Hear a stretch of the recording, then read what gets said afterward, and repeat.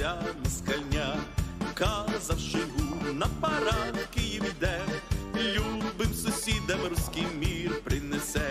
Нет, Владимир, нет, Владимир, брешеш ти усьому світу, що ти за мир. Нет, Владимир, нет, Владимир, брешеш ти усьому світу, що ти за мир. Десь у полях, танки ворожі шукав собі шлях, а фермери українські ті танки знайшли і собі на тракторі додому потягли. Нет, Владимир, нет, Владимир, брешеш ти усьому світу, що ти за мир. Нет, Владимир, нет, Владимир, брешеш ти усьому світу, що ти за мир.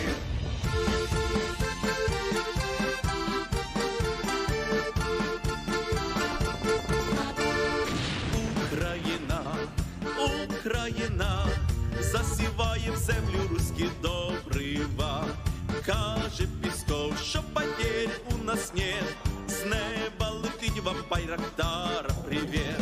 Нет, Владимир, нет, Владимир, брешеш ти усьому світу, що ти за мир.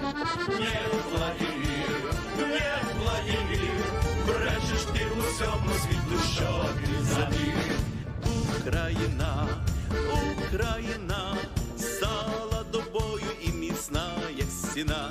Б'є ЗСУ, артилерія б'є, жоден москаль у наш дім не зайде.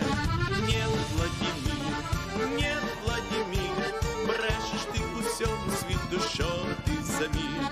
Нет, Владимир, нет, Владимир, брешеш ти усьому світу, що ти за мир.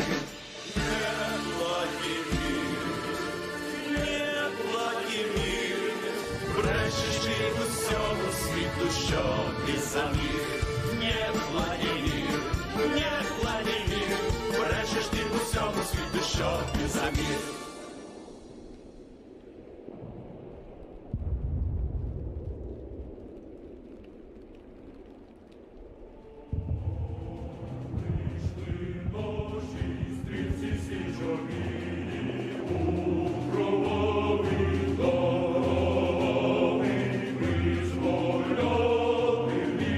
Україну,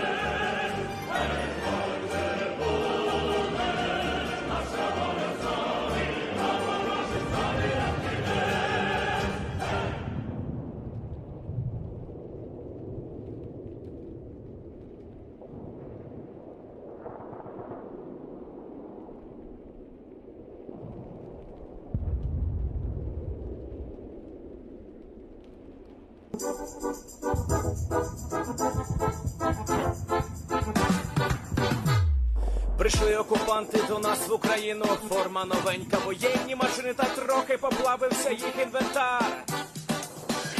Байрактар, Байрактар. Російські танкісти сховались в кущі, щоб лаптем посьорбати довбані щі, та трохи у щах перегрівся навар. Байрактар, Байрактар.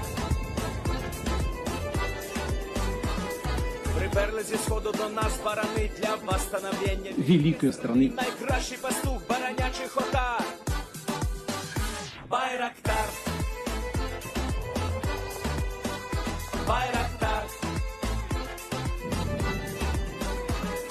Їх доводи всяке озброєння різне, потужні ракети, машини залізні, у нас на всі доводи є коментар.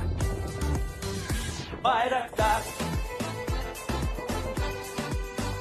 Байрактар. Вони захопити хотіли нас зразу, а ми зачаїли на орків образу з російських бандитів. Робить примар. Байрактар, Байрактар. Російська поліція справи заводить, там вбивцю рашистів ніяк не знаходить. Хто винен, що в нашому полі глухар? Байрактар, Байрактар.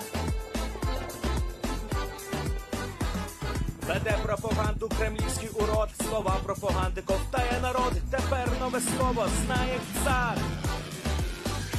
Байрактар. Байрактар. Байрактар. Байрактар. Байрактар.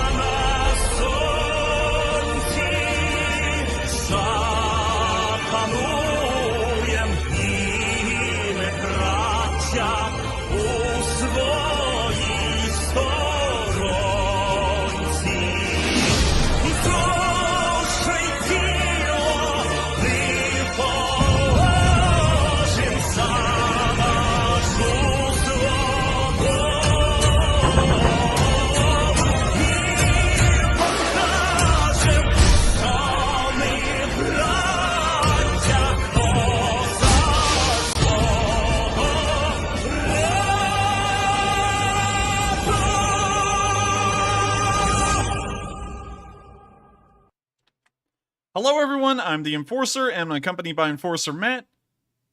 And good evening, everybody, and welcome back to day 136 of the news. And of course, we're going to be reporting the past 24 hours of the news of the war in Ukraine. And today has been a good day. Russian losses have been incredibly high as they were in the opening month of the war per day, and it's looking pretty good. Of course, hopefully this momentum will be able to carry on throughout the next week. If it does, the losses will be incredibly high for the Russians, but as of this very day, these past 24 hours, Russian losses have gone through the roof. We're not exactly sure why, but we will be looking into that tonight, and we do have a lot of video evidence to show why the losses may be going through the roof.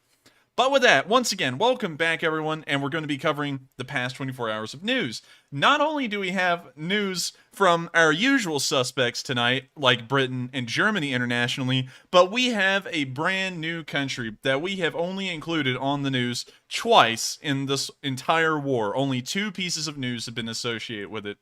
Italy, for my Italian viewers, has finally made it on stream tonight, and I do have to say, Italy is representing the entire free world, and I'm going to show y'all a video clip in our international news segment near the end of the stream of an Italian news reporter that actually went up against the crazy, rambling Russian newsman that I've shown on stream multiple times. It was incredible, and I want to give a huge credit to the Italians early on in stream for having a great news presenter that literally went toe-to-toe with this guy. But without further ado, let's get into tonight's schedule and discuss what we're going to be doing first. Starting off, we're actually going to be beginning in our Location Unknown news, which we have about 6 of. After we cover the Location Unknown news, we're then going to move to the Kharkiv and Belgorod area and cover that news as well. Once we cover all of that news, we're then going to start moving down towards the Donbass area, which we're going to cover in one giant segment. But before we get there, we're of course going to answer 3 questions from the chat. After we answer those 3 questions, we'll then move on into the Donbass, and we'll also cover the news in Mariupol as well, considering that it technically is within the Donbass. After we cover all of that news, we'll then be moving on into the southern front area around Kherson, Kryvyi and the Zaporizhian front line. But of course, before we get there, we're going to take another pause and answer another 3 questions from the chat, and after we answer those questions, we're then going to move on into the remainder of the news from the southern front, the international news, which will include the Italian OG of the night. And I have to say, I was absolutely busting out laughing at this guy. He caught the Russian dead in the web of lies that they continuously try to create on Russian TV, and it was something. And after we cover all of that news, of course, we'll be going back full circle into Ukraine to cover the speech from President Zelensky today on day 136. And also, let me make sure to change that to 136, just so that way when y'all click on the map in the link below, it will say 136, not 135. But we have some incredible news tonight, and so strap in, because the Russian losses are unbelievable today, and we'll be covering those at the end of the Location Unknown news. So starting off with our first bit of news in the Location Unknowns, today we saw a Ukrainian heavy mortar being fired on the ground. It's a very short video. It has music in it, so of course I have to mute it, but here's the video of this heavy mortar firing. See the soldier looking at the camera. And also note that it has gotten incredibly hot in Ukraine, around 81 degrees Fahrenheit. I believe that is around 32 degrees Celsius. Hopefully I'm correct with that. But that is rather hot for Ukraine. It seems like a decent amount of the world's kind of going through a heat wave this year, and especially in the south, where on our car thermometer today, the temperature read out as 99 degrees Fahrenheit with 100% humidity. Thank God these soldiers aren't fighting in the south, because it would be so hot they would have to set up some kind of a summer camp and not fight until the weather got cooler. Anyways, here's the video of him firing the mortar, and look at the kick on that thing. I'm assuming it's a 120mm mortar. It looks to be a fairly large caliber, but of course it's not like a Tulipon. That's the 240mm that has to be carried around in a vehicle. Pretty nice video, and it is cool to see more Ukrainian mortars working, because while the heavy artillery is always harped on a lot, these mortars support the infantry exactly where they are, and are much more, I guess you could say, interactive with the situation that's going on. So for, say, if they got in a firefight, the mortars are going to respond quicker than the heavy artillery will, just because the heavy artillery takes time to load, time to aim, and it takes a lot longer to fire those than it would, say, a mortar.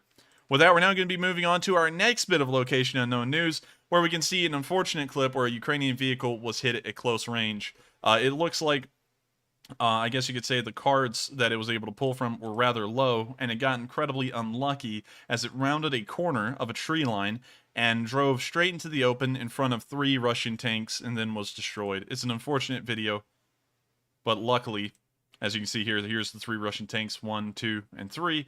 The Ukrainian vehicles down here has now been hit and destroyed. Of course, it is war, and these kinds of losses will happen, but it's great to know that this only happens on occasion to the Ukrainian armed forces as an opposition to the Russians, where today they have taken more losses than they have on a single day than over the past 2 or 3 weeks. With that, we're now going to be moving on to our next bit of Location Unknown news, where we can see a vehicle being destroyed by a Concours. Concours are largely used by both sides, and so I'm not really sure who launched this Concours rocket. But we do see a vehicle moving in the distance. The Concours then fires. And you can see the missile. It's got like a little heat wave around it, but it's now on its way towards the vehicle. The vehicle is now moving along the tree line, and the Concours is just steadily heading towards it. And here in a second, we're about to see the vehicle explode.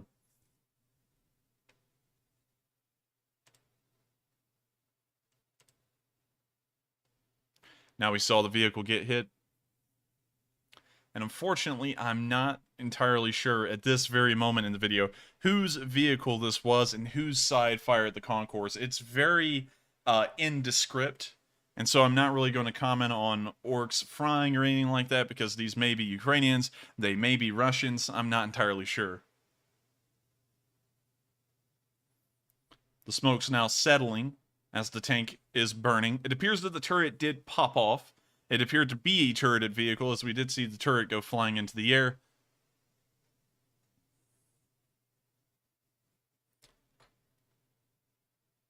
And that's the end of the video. Interesting to see another Concours hit, but once again, we don't know if it's a Russian Concours or a Ukrainian Concours. Both sides use these anti-tank systems.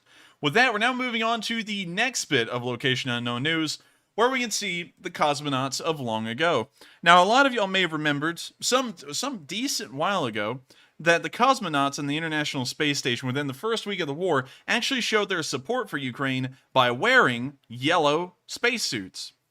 It appears that the Russians have probably given them an ultimatum considering that they were on the Ukrainian side a while ago, and they told them if they want to come back to Russia, or if they want to see their families alive, or something similar to that, then they're going to start singing the Russian songs. And so we can see today that unfortunately those cosmonauts in the International Space Station are now posing with pictures of the Donetsk and Luhansk Republic flags. I believe this is actually the Donetsk Republic's flag, and this is the Luhansk Republic's, but I could have these in reverse. They're such insignificant countries that I've never really tried to memorize whose flag is whose. But we can see here that they're now posing with these flags, and you can actually see the picture from before where they were wearing the yellow spacesuits, where everyone was saying that they were showing their support for Ukraine. So, with that, of course, unfortunate to see. Not really sure what is with the change. Also, we can see down here they're actually captioned. This is the Luhansk People's Republic flag, and this is the Donetsk People's Republic's flag. But I'm not really sure what's up with the change, but it may have actually been because they've been threatened, or maybe they've just decided to actually pick the side of the Russians. Regardless, unfortunate to see, and I don't know if the Russians are actually going to be able to pick them up or not. We do know that Roscosmos has completely halted their operations on the ground because of all the Western sanctions. Roscosmos relied, which is the Russian space agency, much like NASA, they relied heavily on imports of foreign-made parts to make their rockets work. And now that these sanctions have set in for months on end now, Roscosmos has hardly been able to launch a single rocket because they don't really have the parts or the equipment to actually operate them. And so I don't know if they're going to be picked up or not, but we can see here that we got some pro-Russian sympathizers on the International Space Station, and hopefully they're keeping an eye on them. With that, we're now going to be moving on to the next bit of Location Unknown News, where we can see a dancing montage. Well, I haven't seen one of these in a while, and of course I can't play the music, but you can see them dancing, which is pretty cool. Some nice silencers, also a nice variety of guns, MLRS firing, now more Ukrainian soldiers dancing. And of course, as we can see, the morale is high, and an Mi-17 flies over them at pretty low altitude. And we see an M777 firing, more dancing. Even more dancing.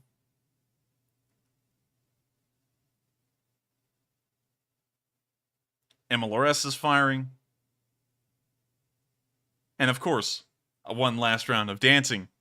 And with that, that's the end of the video. But of course, it's great to see that the Ukrainians are still having high morale. And with the losses they've inflicted on the Russians today, I would say that it is worthy of dancing.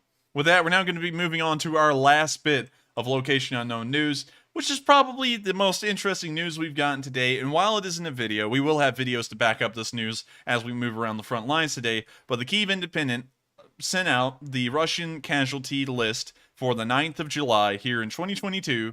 And they have lost a massive amount of personnel. Not necessarily in everything else, but the personnel number is severe. 300 soldiers. It has been weeks ever since we've seen the Russians lose 300 soldiers in a single day. Now, the tanks and armored personnel carriers are reflective of the Russians halting most of their military activities around the front. And so that one tank destroyed makes a lot of sense, as well as the 4 armored personnel carriers. But we see that the artillery systems are still being destroyed at a steady rate, along with the drones. But also the supply trucks as well have not been destroyed as much today, with only 2 of them being knocked out. Well, the 300 troops that were straight up killed today is massive. Usually over the past 3 weeks, the average number has been around 120 to 150, which as far as we know is about on par with what the Ukrainians lose per day.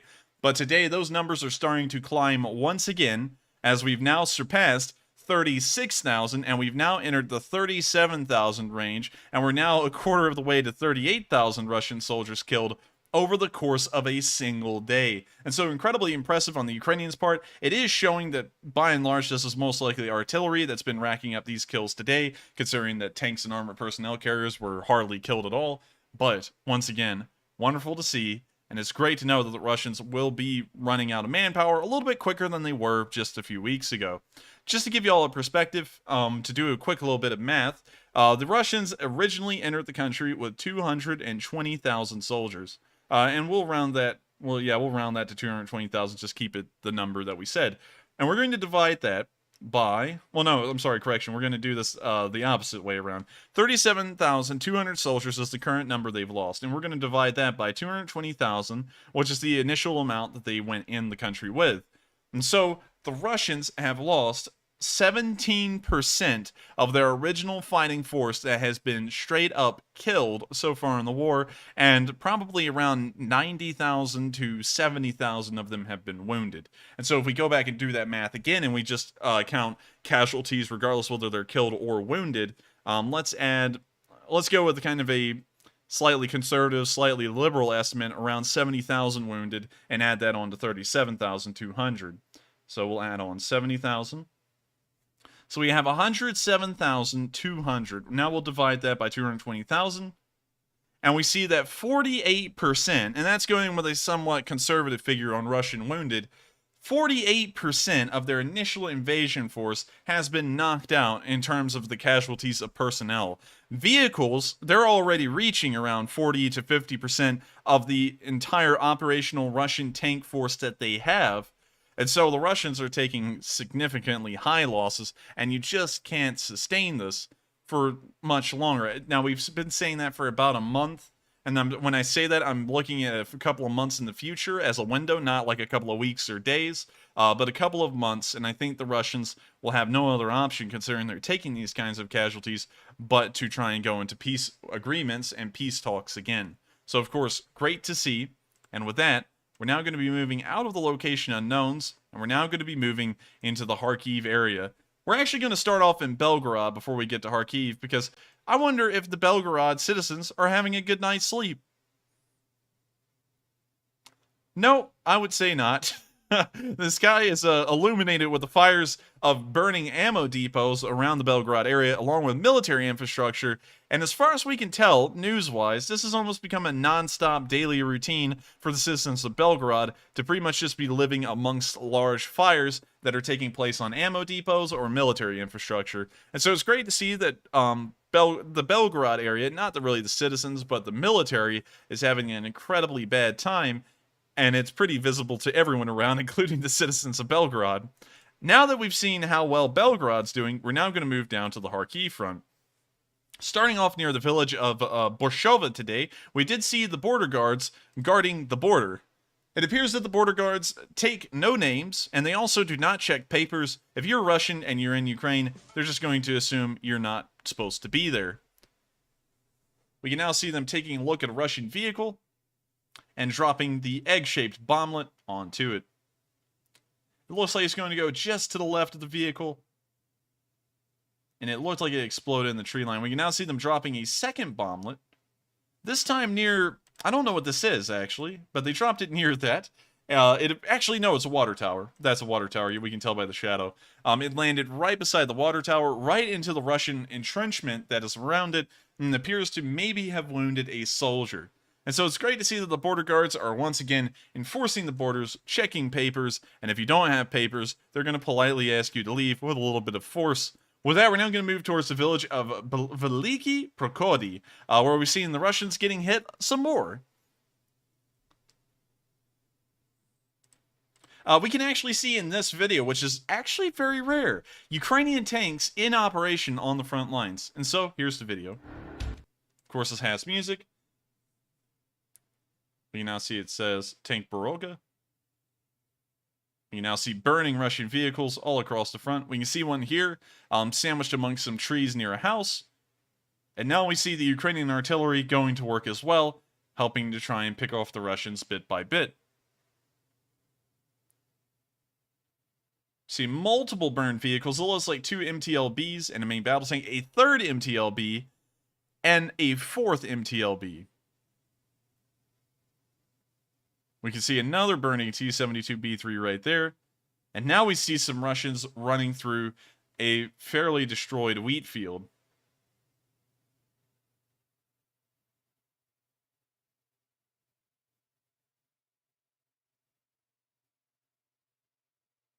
Now we can see a little bit of a fiery explosion. That was a little interesting. I don't know what kind of explosion that was. I don't know if it hit a vehicle or not, but we can see a lot of little fragments popping out, burning, and flying off. So a pretty solid hit, I would have to say. Not really sure what that was, but still, we can see that the Ukrainian forces are definitely doing their bit of work in the Kharkiv area and inflicting a decent amount of losses and casualties on the Russians there.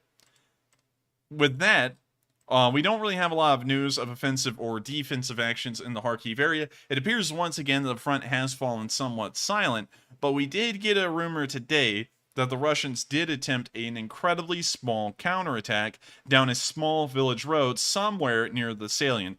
Now, we're not entirely sure where that was, and it was kind of a hearsay thing, so I didn't include it in the news, but I'm just letting y'all know, just in case that does develop into something, that we did get an indication that something may be happening there, but it's on an incredibly small scale.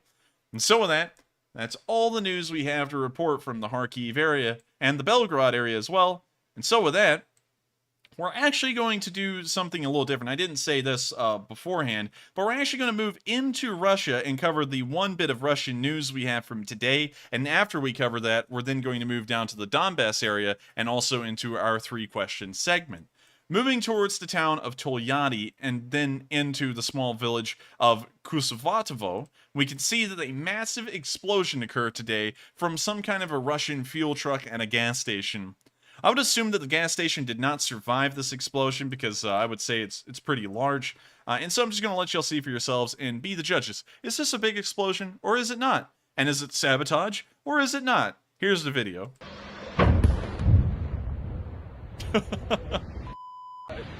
That's about as big as an explosion can get in terms of fuel, especially a fuel truck alone. And so I actually included this in the summary video today if y'all did watch that. And I want to know, do y'all think this is sabotage, or do you think it's not sabotage? Usually, there are occasional incidents that do happen around the transport of fuel. Sometimes fires just happen. And so this could be Russian negligence or some kind of an accident that led to this fire and the explosion. Or this could have been a Ukrainian sabotage attack by pro-Ukrainian sympathizers within Russia, Ukrainians that are in Russia, or Belarusians that have been traveling around all of the countries. We're not entirely sure, and there's not enough information to go either way, and so what do y'all think? Saboteur or not? Let us know in the comments and in the live chat, because I would actually like to see what y'all are thinking. And with that, we are now going to move back to Ukraine, because that's all the news we have today. And of course, as a side note, watching Russian fuel burn and explode is incredibly cool. But one thing that I don't really weigh too much on because the Russians produce so much oil and gas that losses like that don't even really affect them. That's the one resource area that they have under control, which is the oil and gas. They produce so much of it that even losing massive amounts of it, they can pretty much recoup it. So while it's a nice loss, and it's great to see that they have, of course, lost probably a gas station and a pretty decent amount of fuel, I consider losses like chemical factories burning, or munition factories, or computer chips or batteries, storage facilities burning down to the ground. I consider those far more important because those are resources that the Russians can't easily replace. So with that, we're now going to be moving back into Ukraine and back into the Donbass area. But of course, before we get there, we're going to take a quick pause and answer 3 questions from the chat, and after that, we'll then move immediately back into the Donbass news and cover everything that's happened there. And so with that, what do we got, Matthew? All right, and ding, ding, ding, it is time for round 1 of the question segment. And up first, we have a $100 super chat from Gary Robbins, who says, "What is the song at the start of the stream? Where did you get it? And towards the end of the song, it seems that the firing of the guns or missiles are timed to the song. Was that intentional? And Slava Ukraine." Well, I thank you so much for the massive support, Gary. It helps us out a huge deal. And to answer that question, the first song that's on the countdown is called Niet Vladimir. It's based off of a Finnish, I guess you could say Finnish continuation war song that was made way back in the 40s, and the Ukrainians have just taken the tune of the song and revamped it with modern lyrics that are more appropriate to our current time. And so I hope that answers that part of the question. And towards the end of the song, the firing of the guns in the background does kind of line up, but sadly, that's nothing intentional on my part. That's just entirely coincidental, and it's a very neat coincidence because it kind of adds to the song, but it's an entirely coincidental thing because that's a copyright-free background sound of artillery and gunfire. And so I don't really have a lot of control over how it sounds. It's just that it kind of lined up that way. I guess you could say through magic. I guess that'd be the best way I could describe it. But I thank you once again for the support, Gary. It's massive, and it helps us to continue to run these streams. And we're greatly appreciative to everyone, including you, Gary, especially tonight, that helps us to keep on going and keeping the lights on here at home. And also funding the coffee fund, the pizza fund, the Lee Spring fund, the grease fund, the anchovy pizza fund. Like, we got a million funds, but we're always appreciative of everyone for helping us out. And so with that, we're going to move on to the next question, and thank you once again, Gary, for that massive amount of support. All right, and yes, thank you very much, Gary, for that support. And up next, we have a $20 super chat from Kaltenberg, who says, or actually sends a dancing man emoji. Dancing man? Yes, a dancing man emoji. Interesting. Well, I thank you very much for the support, Kaltenberg, and I think you sent that in during the countdown at the beginning of the stream. And I thank everyone so much for enjoying the music. I actually picked that out of my own personal kind of like playlist that YouTube makes for me. And so I go through and I look for songs, and then I put them on here as long as they're copyright free. They have to be copyright free so that way I don't get copyright violations, and then I lose my monetization rights, and then these videos get ads put on them, and I don't like that at all. So I always try and make sure that there's no ads on them, and so they have to be copyright free. But I do thank you so much for the support once again, and I thank you for the little dancing mans, and I thank you so much for enjoying our waiting room music. And so with that, we're going to move on to the next question, and thank you once again, Kaltenberg, for being a Lee Spring Army veteran. And next up, we have a $20 super chat from Larissa Hook, who says, "Slava Ukraine and Heroem Slava." And thank you so much for the support, and of course, as always, Slava Ukraini.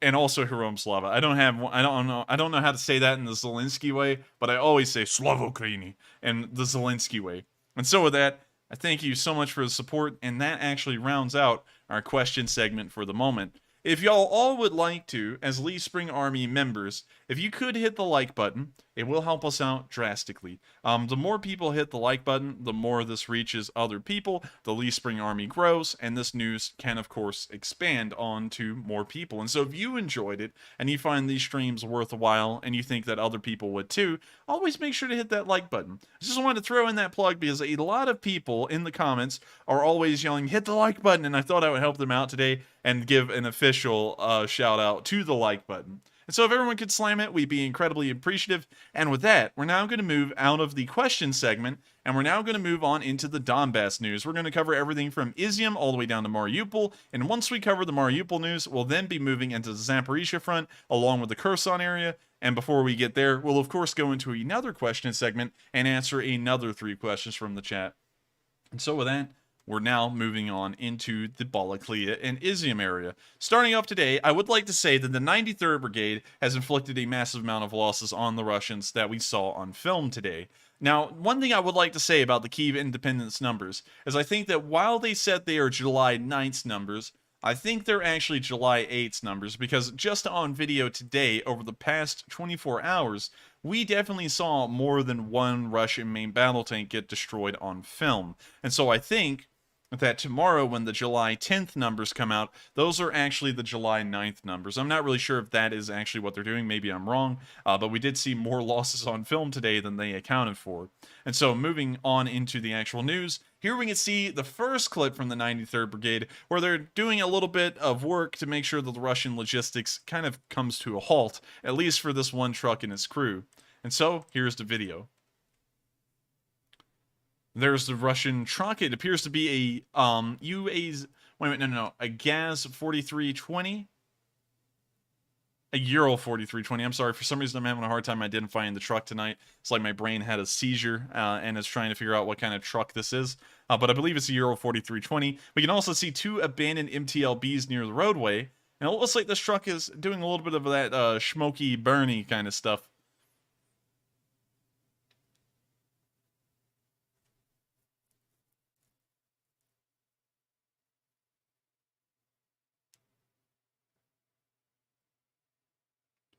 Now the drone is zooming in, and we're getting a pretty good look at what the Russians were hanging out around before that truck got hit.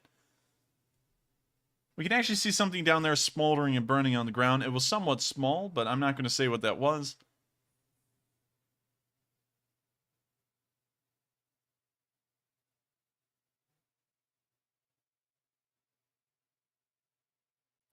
The Ural is still burning, and it actually looks like... Is this just me? I want to know if y'all see this too. But this looks like an extended cab Euro 4320. Because it has the, of course, normal daytime cab, I guess you could call it. And then an additional set of doors. So it has 2 doors on each side. And that's not normal for a Euro 4320. And so this may have actually been a command vehicle. Can't really tell you that one for certain. But we've never really seen an extended cab Euro 4320.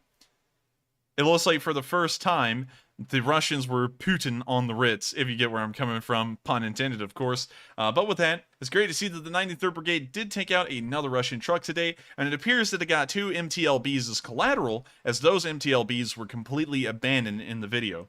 With that, we're now going to be moving on to the next bit of news, further down the line and closer to Izium, where we see the 93rd Brigade hitting even more Russians. And when I say hitting Russians, they're hitting Russians.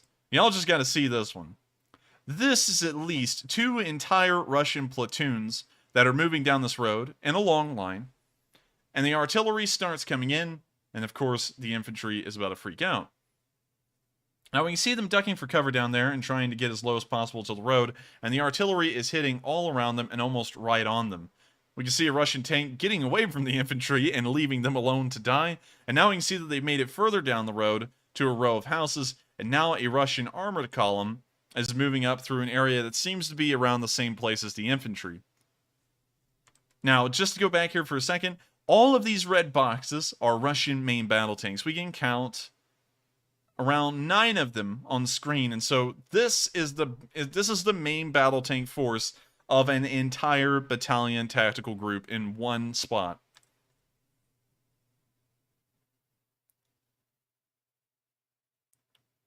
We can now see the tanks are going to take a quick detour through a wheat field, But for one Russian tank, this is going to be a permanent detour through the wheat field, as it's about to get smacked by the artillery right there. The tank's now ground to a halt. It's having minor explosions occur within it, most likely ammunition cooking off. And it looks like that tank is stopped for good. The rest of the tanks in the column have also stopped, and as you'll see later on in the video, this tank is going to brew up and continue to burn for quite some time, and the entire column is going to sit there and not move. As you can see, time has elapsed a little bit. You can see the tank still smoldering, convoy still in the same spot, and it looks like artillery is even hitting towards the rear of the convoy. Now the tank is brewing up, and the convoy has hardly moved, and it's just slightly shifted over to the tree line, right where that one was hit. So it looks like the Russians haven't learned. Usually when under artillery fire, you want to keep the whole convoy moving, because being a stationary target, especially where one of the tanks just got hit, isn't smart, because the artillery is just going to have to make minor adjustments to hit the rest of them. But it's great to see that the Ukrainians are knocking out masses of Russian infantry. Of course, we saw, good lord, like 2 platoons of infantry just in that one clip, and we also saw the entire battalion tactical group's tank force in one convoy, and it looks like the lead vehicle was knocked out. That does now, in modern terms, the lead vehicle is not always the leader. It could just be any random tank, but hopefully that was the battalion tactical group's tank command vehicle, well, tank commander that was knocked out, because then, of course, that's going to cause some issues in that battalion tactical group, at least for a short while. But, of course, impressive to see, and it looks like the 93rd Brigade is doing a decent bit of work near the Izium area, and I hope that they're able to keep it up. Moving on down towards the Cave Monastery area as well as Slovyansk, we haven't gotten any news from this area today of any kind of activity. By and large, video evidence-wise, it seemed to be incredibly quiet. So with that, we're now going to be moving beyond the Lyman area and down into Lysychansk itself, where we have seen a video showing the entrance to Lysychansk and a small drive around the city, showing the destruction that the Russians brought to the city and then left behind. And so, here's the video.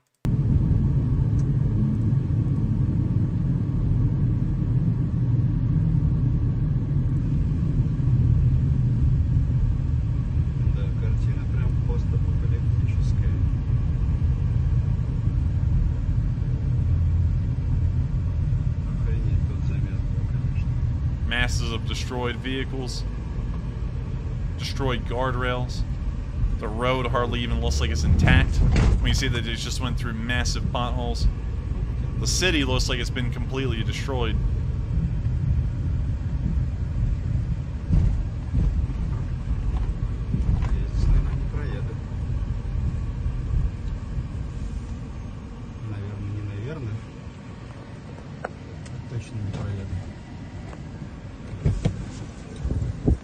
Now they're getting out of the van, I'm assuming because they can't really go on any further.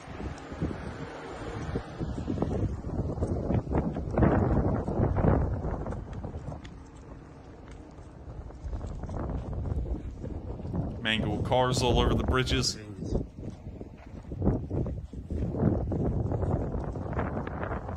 It's a very unfortunate looking sight.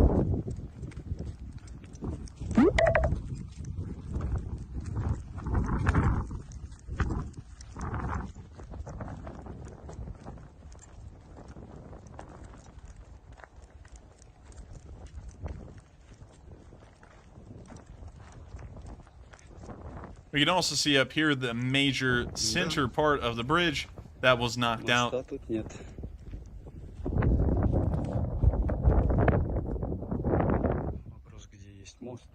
Now we know enough about this bridge to try and get an idea of where this film was taken. So let's pull up Lysychansk, because we know that that bridge went over the Severodonetsk River and it also had a railroad track running under it. And so I think we can get a pretty good idea of where this bridge would have been. So you can see here, no railroad tracks to speak of right here. We saw him cross the river, and then he walked over to around here, and the bridge was wiped out here. But is there a factory? Yep, here's the factory. This is the bridge that he was walking on. They drove on it from the Severodonetsk side. So they drove down this road here, and then they got onto the bridge. They stopped about right here, right where my mouse cursor is, and then the man walked down the rest of the bridge to the part that was over the railroad tracks, and that is the part that you're seeing right here.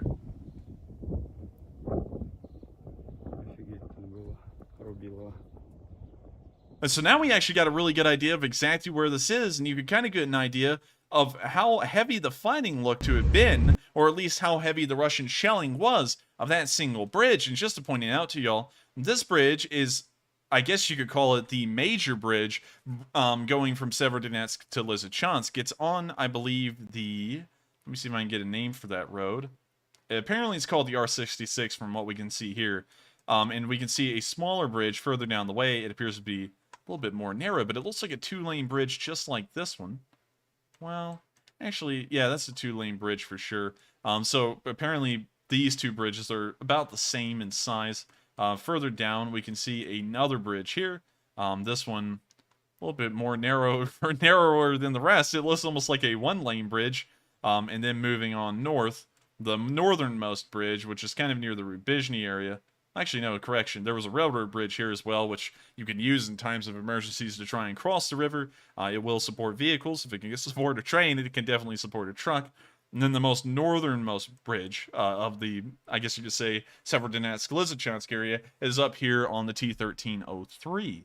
This one was knocked out incredibly early in the war. And also, if we move up further, I think we can actually find the spot where the Russians tried to make the pontoon crossing, and they got wiped out. So here's the rope bridge. Rope bridge. Is that actually a rope bridge? I want to see. It's a rope bridge. It's just literally a rope bridge. That's cool. All right. Well, the more we know. Moving on further down.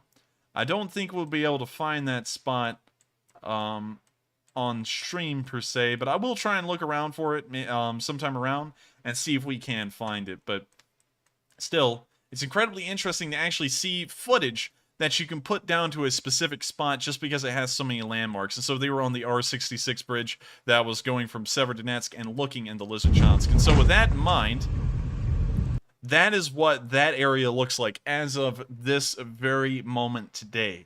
This footage was uploaded today, and this gives you an idea of the level of destruction that is in both Severodonetsk and Lysychansk. Very unfortunate sight. And I hate to know that the Russians control the place because they're definitely going to do nothing to try and help out the Ukrainians that live there. Moving on down the road, down the T-1302, more towards Zolotarivka, we've seen a Russian MLRS firing towards the direction of Seversk. While the Russian forces, according to Putin, have stopped and are resting, most likely due to a lack of supplies, we can see that the Russian artillery is still going to keep up their barrages, which is a normal tactic. We've seen the Russians doing this everywhere, and so here's the video.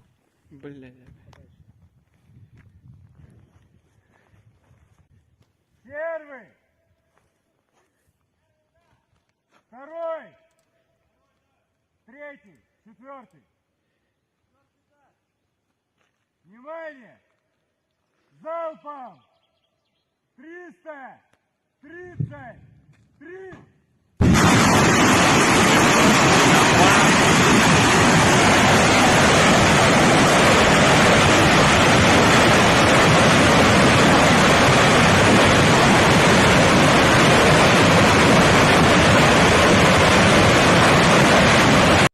You know, I'm just going to have to pause this video and say that the Russians that are inside of those MLRSs while they're firing are probably going to be getting some kind of a very bad lung condition because that amount of dust is like a Saharan sandstorm.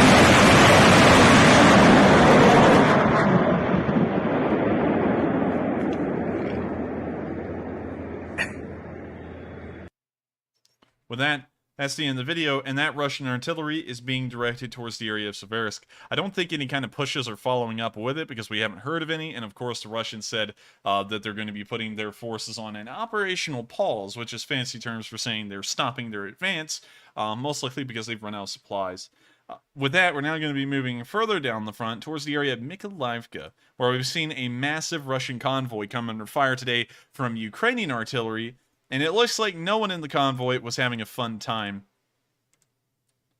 When you see the Ukrainian artillery is already falling on the Russians in this area, you can just see the massive Russian vehicles right here that is in one massive group, and so even if the Ukrainian artillery is not accurate, which is practically unheard of, it's going to hit something if it lands in this area, and so let's see if it does. It did. It looks like it hit one armored personnel carrier and probably caused collateral damage to the other two, to the engines. And so, looks like it knocked down about at least 2 vehicles, maybe just one, with minor damage happening to the rest of them. We can also see a Russian vehicle burning in the back, 2 more Russian vehicles over here. One of them looks like it kind of did get hit by artillery.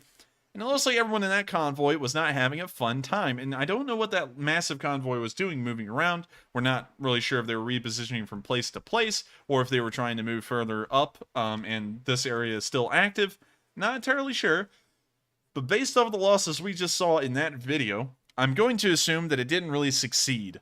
And so with that, we're now going to move out of that area and we're now going to move towards the town of Alchevsk, which in normal Ukrainian fashion, supplies are what the Ukrainians go for. The Russians, of course, will try and make the Ukrainians sound greedy for this kind of thing, but I can't really sit there and agree with the Russians because destroying ammo and supplies is one of the most important things in the war, and we can see some kind of fire burning in the Alchevsk area overnight. We haven't gotten enough news to confirm that this was an ammo depot, but it's safe to assume that it is an important strategic resource that is burning out there.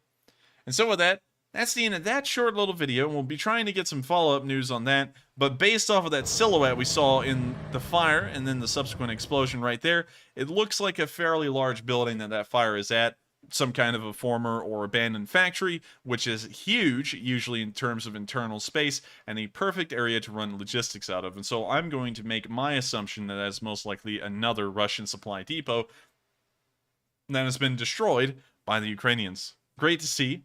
And with that, we're now going to be moving out of the Luhansk area, I believe, by and large. And we're now going to move down to the Orlivka area, where we've seen Russian guided bomb propaganda.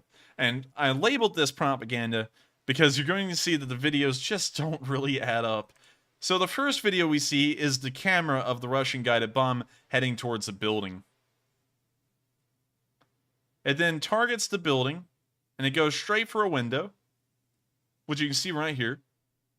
It then hits, and then the Russians want us to believe, and bear with me now, okay? I want y'all to bear with me on this one because it's hilarious.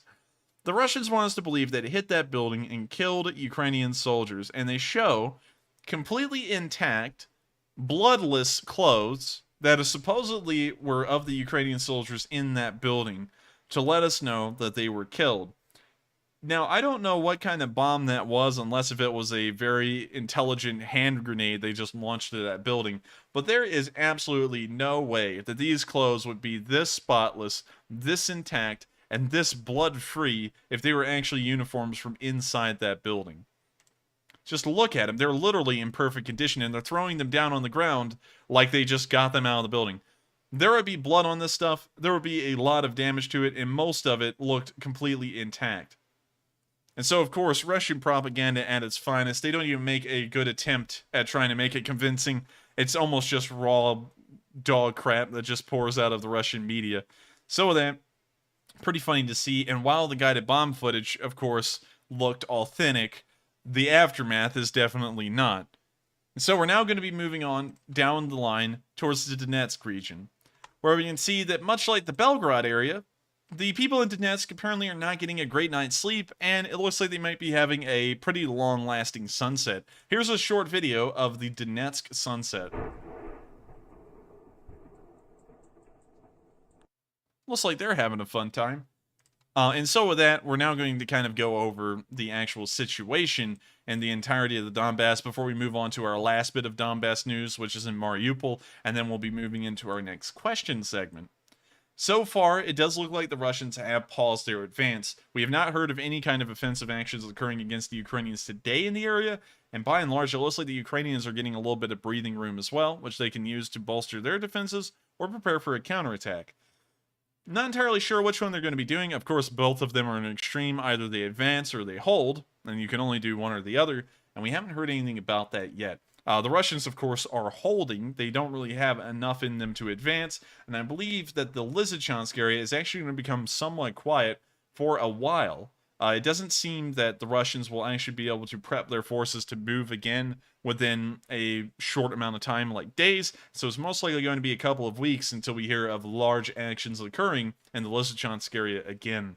And with that, we're now going to move down to our last bit of news in Mariupol, where tonight well, actually, in the morning, we saw that some kind of a Russian demining operation or a Russian vehicle ran into some bad fortune and some bad luck, I guess you could say, out in the forests near Mariupol, as a large pillar of smoke was seen in the distance in the early hours of day 136. We're not entirely sure what kind of vehicle this came from, and we're not sure how it was destroyed to be burning like this. But this is a sign of good things, I guess you could say. Интересно, интересно, да? Какой столб дыма. Напоминает в Мариуполе опять же. And so, of course, great to see. And I'm always happy to know that Russian vehicles are catching on fire and burning in the middle of nowhere for really no reason that we can assess rather than them just being Russian tanks. And so with that, once again, incredible news to see. We're now going to be moving out of the Mariupol area and towards the southern front, the Kherson area news along with Mykolaiv and Kryvyi Rih, which will then bring us into our international news for the night from Germany, Britain, and Italy. And then after that, we'll then be returning back to Ukraine and into Kyiv to cover the speech from President Zelensky. But before we get to all of the juicy bits of news, as well as that Italian news reporter which gave it to the Russian propagandists today, we're of course going to answer 3 questions from the chat, and after we answer those 3 questions, we'll then be moving on to some of the juiciest news we have tonight. And so with that, what do we got, Matthew?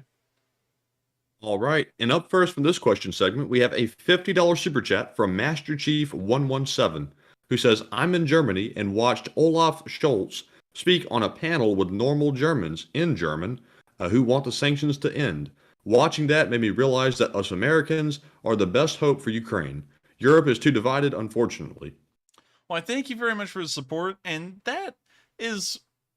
you know, I mean, like, it's something that may be there, but by and large, we do know that support for Ukraine is pretty high. It may be wavering in Germany because a lot of Germans may actually be more worried about their energy crisis, the impending energy crisis that may occur if they were to fully support Ukraine. But at the same time, that may have been a small fringe group, fringe minority that he was addressing, because of course there are always outliers. And much like that, here in the United States, I'm sure you could gather together 10 people to ask our current government when the sanctions will end because we don't like them as a whole, as a country. And of course, that's not representative of the entire population, but in Germany, that may be a different story. Of course, the United States is always everyone's best hope. The United States has the economic power of, I believe, the entirety of the European Union. We'll pull that up real quick and see. GDP of EU. So the European Union, as of 2020, had a GDP of 17.9 trillion. GDP USA 2020. And let's just see what ours was. $20.9 trillion. And so I would say that we're actually pretty decently well off even compared to the entirety of the European Union. I don't know if that number is excluding the British from it at that point, because the United Kingdom actually made up a sizable amount of the European Union's GDP. But if it is including Britain, then we're leaps and bounds above the European Union in terms of our economic abilities. And of course, that makes us a powerhouse in terms of military support, economic support. And if the whole of Europe stopped supporting Ukraine, of course, the United States can just step up and foot the bill. Now, I know that some people always sit there and go, oh, but what about my tax dollars? Don't worry, that's fine. The United States prints up money out of thin air these days. It's a new economic principle that it came up with. So it's not really that big of a deal. And on top of that, we've been doing this for about the past 70 years, ever since we became the recognized superpower of the West. And so with that, I thank you once again for the support, and regardless of if it's just the United States, if it's all of Europe, if it's the entire world, the United States will always make sure that Ukraine has a friend somewhere, and that friend will be the United States. And so thank you once again for the support, and I hope that does address the comment. And with that, we're going to move on to the next question. And moving on, up next we have a $20 super chat from Mel Cortez, who says, I have been wondering if the Ukrainians end up winning this war, will they regain all their territory back? Well, thank you very much for the support, Mel Cortez. It's very easy to remember a name like that one because it's a pretty cool one. But to answer that question, it's something that is too ambiguous to answer, because I don't know if when they say all of their land, in a peace agreement, would that include the DPR and LPR? And would that include Crimea? Those are the kind of questions that I'm always on the fence about, because I can see them getting back all of the land they've lost so far from Mariupol, Melitopol, Kherson, Severodonetsk, Lysychansk, and so on. I could see them getting that stuff back, and I could see them actually pushing back through and liberating it. But on the other hand, I don't know about the Novorossiya countries, and I also don't know about Crimea, because Crimea has been a part of Russia, at least according to Russia, for around 8 years. And so it's heavily embedded as kind of a Russian holding at this point, although it is really Ukraine's. On top of that, in the DPR and LPR, they too have been these quasi-independent countries for around 8 years, and on top of that, they have heavy defenses around their actual borders, which I highlighted in black in the very first day of the war. And so I don't know if they would be able to get that territory back, and then if that would be encompassed in all of their territory, or if President Zelensky is just talking about all of their territory, as in the parts that Russia has taken over within this current year. And so with that, I'm not entirely sure, but hopefully, and this is of course in the best case scenario, Ukraine could get all of it back, the DPR, the LPR, and Crimea as well. And so with that, I thank you once again for the support, and I hope that does answer the question. And with that, we're now going to move on to the final question of this segment, and after that, we're then going to move on through our Southern Front news, our international news, and the speech from Zelensky. And so with that, who is the lucky last person to get in a question in this question segment? And Enforcer, before I touch on that question, I want to revisit a poll I put up about 12 minutes ago. I asked the question, do you think Ukraine should adopt an offensive strategy and attack mainland Russia on a wide scale? It looks like 43% of the people that voted said that yes, Ukraine should attack mainland Russia, and 39% said no, it would cause bad consequences. So me personally, I can see both sides of that. I would lean toward attacking mainland Russia, but Enforcer, what are your thoughts on the poll? It's a pretty interesting poll, and it is a pretty close split. It's only a 4% margin of a difference. And I would say that I would actually have to lean on the side it would cause bad consequences, because, of course, we're all gung-ho, and I would agree it would be nice to see Ukrainian troops on Russian soil for a change, but one always does have to think the Russians could declare full mobilization and try and send the entire weight of their military against Ukraine, which could prolong this war heavily until the end of time, pretty much 10 years into the future, if the United States is supporting Ukraine through and through the whole time. And it's just something I'm not really a big fan of. I do understand why people want to do that, and I feel that if things were much better for Ukraine, I would want that too. But thinking of the common citizen of Ukraine and their lives and wanting them to get out of this war and back to normal life as soon as possible, I feel like attacking mainland Russia would most likely provoke a full mobilization by the Russians, and the Russians would, at that point, just try and wipe out Ukraine however they could, even if it required human waves on the Russians' end, and they ended up losing hundreds of thousands of soldiers, if not a million. And so with that, I would have to say I'd actually have to agree with the people who said no, it would cause bad consequences, but at the same time, I do know where the people are coming from that want to actually attack Russia. And so that's kind of my input. But with that, we're on to the next, to the final question of this segment. And the final question of this segment is a $55 super chat from White Lightning 777. Yeah! And his question is, even if the Crimea Bridge itself cannot be destroyed, can't a MiG-29 or a drone harass traffic or trains using the bridge? If it blows up ammo depot on the bridge, that will chain reaction wreck the bridge. That is a pretty good idea. I don't think there's any ammo depots on the bridge. I think the ammo depots would most likely be within Kerch or something similar to that. But it is a pretty decent idea. There is one flaw to it, though. MiG-29s do have a limited range, and let's find out what that range is. MiG-29 range. MiG-29 has a range of 888.6 miles, I'm assuming without afterburner. Or that may be with afterburner because it can pick up a decent amount of speed. But at the same time, there's a lot of factors that go into a jet aircraft. For example, this MiG-29 would not be able to fly at its normal cruising altitude. It would get shot down by S-300s and S-400s before it could ever get to its target. And so it would have to fly nearly at ground level at the fastest speed possible. There are a couple of problems with that.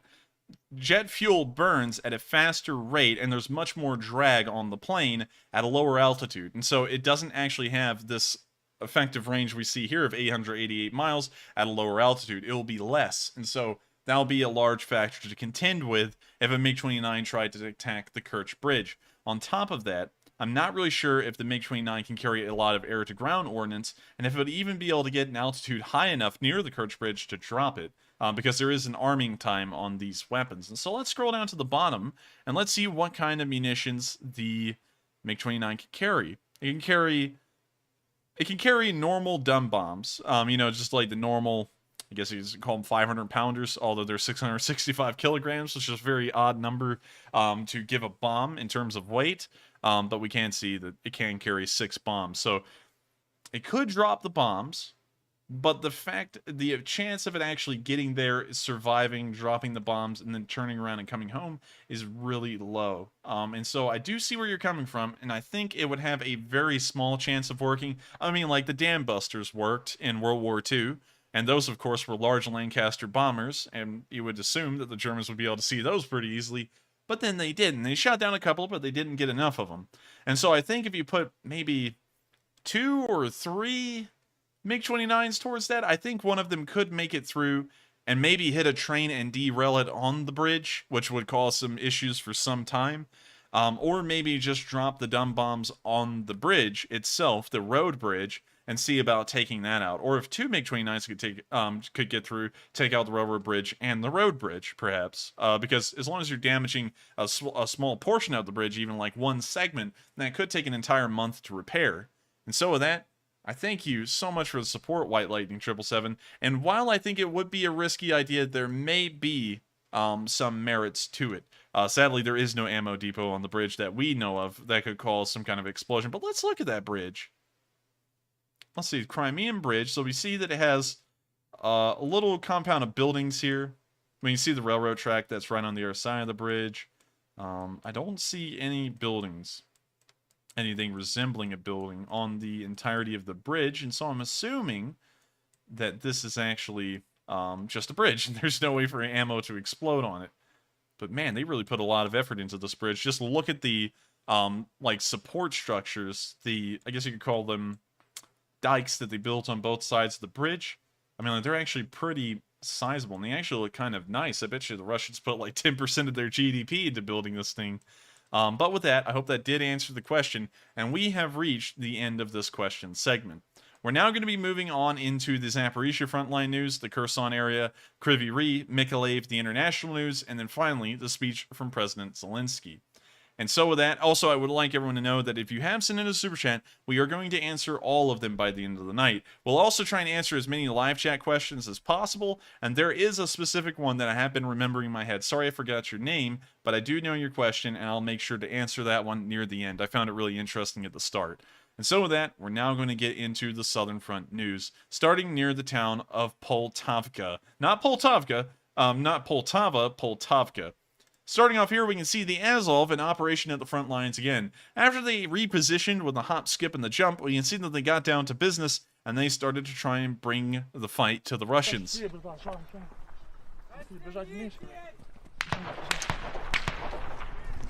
We can hear what sounded like incoming fire as there's a whistle to the shots, and now this soldier has hit the ground. It seems like they're taking fire from the high-rises they were working towards. And these are actually some really modern apartment buildings. Look at that. Like, that's something that you would see in, like, Huntsville or Birmingham, Alabama, which, you know, they're building some pretty modern apartment blocks here.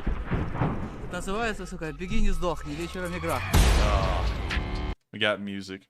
Now we can see the montage of the Azov moving around the area.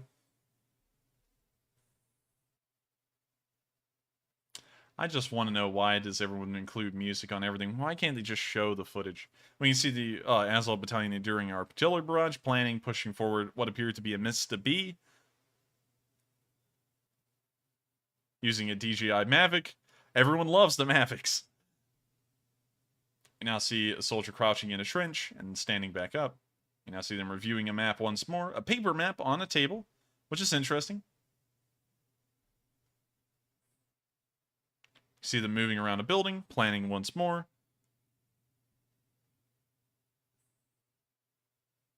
Now they're climbing onto an MTLB. Well, I'm sorry, it looks like a BTR-60. You now see them firing a large amount of artillery. Moving around some more, getting into some firefights, climbing into dugouts, smoking a cigarette, always important. Seeing he's having a little bit of a problem lighting the cigarette. Now we can see I'm assuming he may have been a prisoner. Now we can see some Soviet stuff. Now, Bald and Bankrupt, if y'all have ever watched him, would have a field day in this room. All right, we're in what's the name of this village? 1 second, I want to make sure I get this right. Malinivka. We'll call it Malinivka.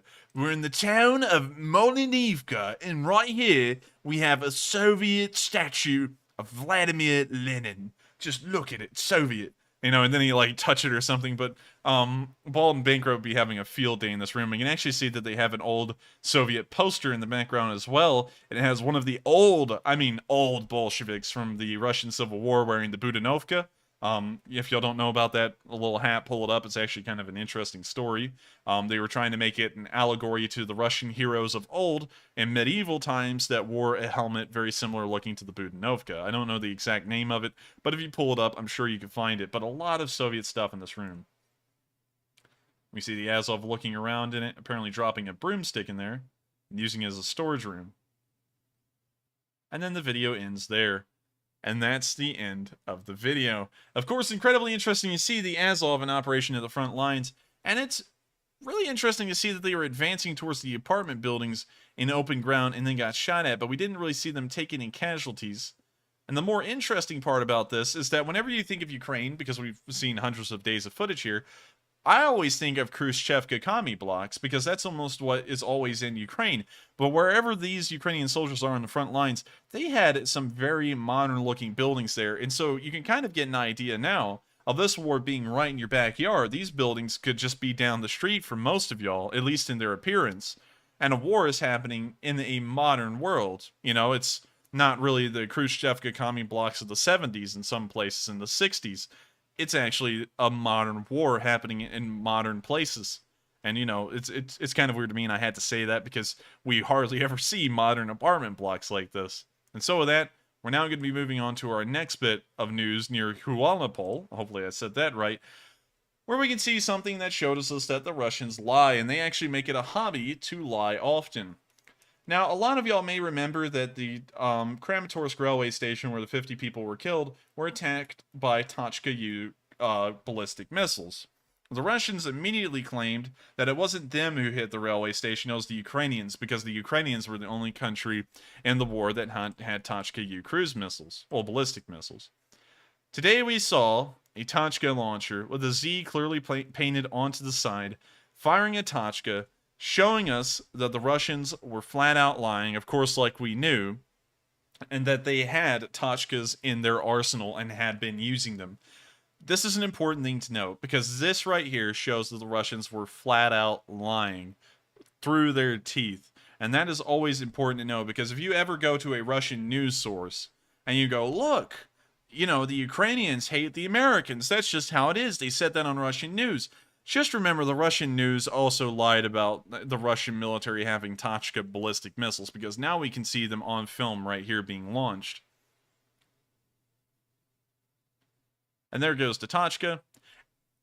And there is the proof that the Russians lie daily. That's why I do not take any grain of salt in Russian news. And at the beginning of this war, I tried to take information from both sides as best as I can, at least as long as it was truthful.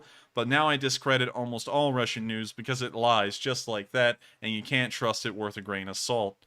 And so with that, we're going to be moving on out of the Zaporizhzhia front line, because beyond these two bits of news, we haven't gotten a lot else from the Zaporizhzhia front line. Of course, it's largely been quiet, and I believe it's because the Russians don't really know what to do down here.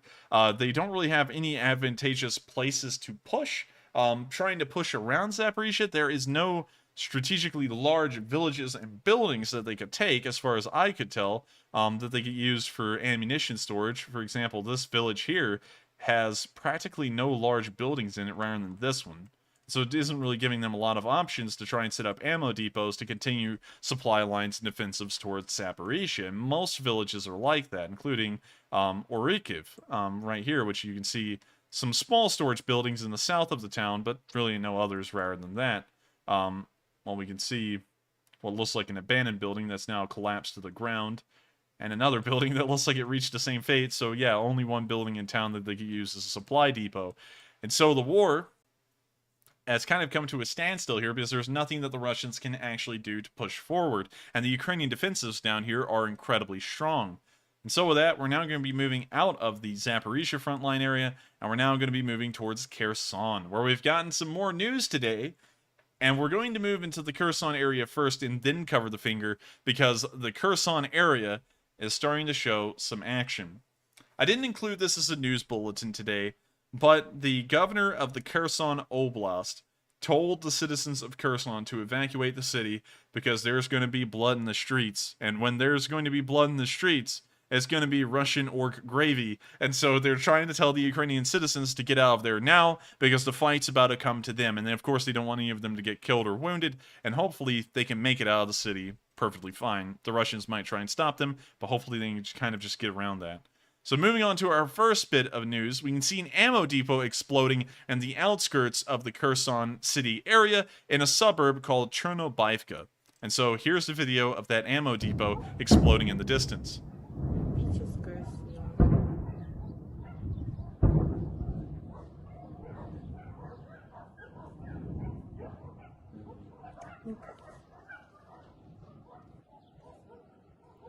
A pretty solitary explosion in this video, but if we move to the next one, we can see that it was actually a pretty heavy artillery barrage that was being laid on thick in this area. And so here's the video of the artillery barrage that then led to the ammo depot explosion. The billows of explosions coming from the rockets barraging the ammo depot, and it lets us know that the Ukrainians are inching closer and closer to the city, as barrages like this had not really been conducted on the suburbs of Kherson yet. Usually they occurred on the airport or the areas right outside of the suburbs, but now they're occurring in the suburbs. With that, that's the end of that video, and we're starting to see a little bit of a picture here that trouble is coming to Kherson, and the Ukrainians are coming with it. With that, we can actually see the 35th Marines Brigade, which is also in the area with the 36th Marine Brigade of the Ukrainian Armed Forces, firing at the Russians here in this video with a grad, showing us that they are, in fact, trying to inch closer to the city. This may also be the MLRS that was causing that barrage on the ammo depot earlier.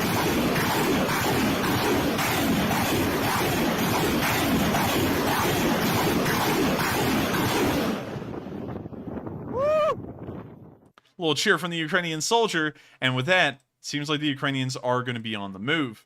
Moving on out to the Kherson Finger area, we have only gotten one bit of news here from today, but it is a wheat field on fire once again. Now, wheat fields on fire seems kind of removed from everyone, but you do have to remember that the amount of steps in between that wheat field and your mouth as a, say, cereal or a bread is actually a very, very small amount of steps. And so this is literally attacking a large amount of people's food supplies in the Middle East and Africa when we see a wheat field burning much like this one. And wheat burns incredibly fast. You can see right here where the fire had just started in this video. Take a look at this. It starts off as a small kindling of a flame, and wheat just burns like nothing. And so you can actually see that the fire starts to spread fairly quickly after it starts in that area. And once wheat catches on fire, it's almost a race against time to really try and save any of it. And now you can see the aftermath of that fire, and practically the entire field has been burned to the ground, save just a few kernels of wheat here on the very edge of the field. And so more destroyed food, probably food for thousands of people, has just been burned out in this one field alone. And it kind of shows you how fragile food supplies can actually be. It can literally disappear in a puff of smoke and a little bit of flame. And so with that, we don't really have a lot more news from the Kherson area. Of course, the news is showing that the Ukrainians are gearing up for an offensive, and of course we did get that official report from the Kherson Oblast governor, and hopefully we will be seeing that progress finally make its way into Kherson city, and the Ukrainian flag raised over the city center once more in a triumphant and defiant stance, showing that the Ukrainians will never be conquered, and that they will get back all of the land they've lost so far. If they're able to take back Kherson, they're going to be able to take back everything else, because Kherson is probably one of the most strategically important cities that the Russians control right now.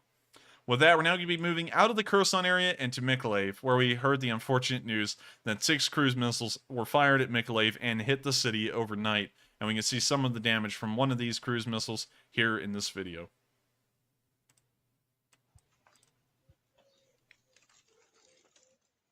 A massive crater as usual, and who knows how many civilian casualties have been caused by these 6 missiles in total.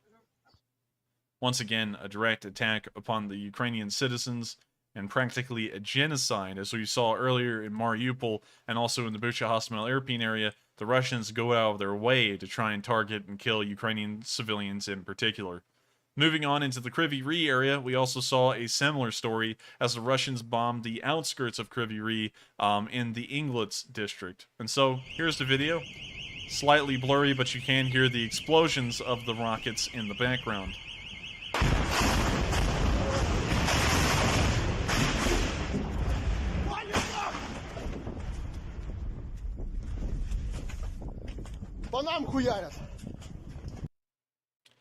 An unfortunate bit of news, and I hope that a lot of people were not killed or wounded in that attack, and if wounded, hopefully the Ukrainians can get to them quickly and make sure that they get the medical care they need, so that way they can continue to survive and hopefully recover from their wounds. With that, we now are moving out of the country, and we're going to be moving to probably the funniest bit of international news we've got in a while. The Italian, we'll call him the Italian because I'm not sure if it's a Roman news station from Rome, but we did see an Italian news reporter attack the Russian nut. And I'm going to show you this video. It has a text-to-speech translation at the bottom of the screen. I'm not going to talk through it. I'm going to let this Italian man have his time to shine, because it's probably the funniest interaction I have ever seen. And this Italian man literally handed it to this lunatic here. And so, here's the video, and it is gold all the way through. Allora, il punto è il Donbass. Ma allora perché adesso, oltre ad attaccare di qua, voi state attaccando Kharkiv, state attaccando qui il sud per andare ad Odessa? Dove volete arrivare? Qual è l'obiettivo?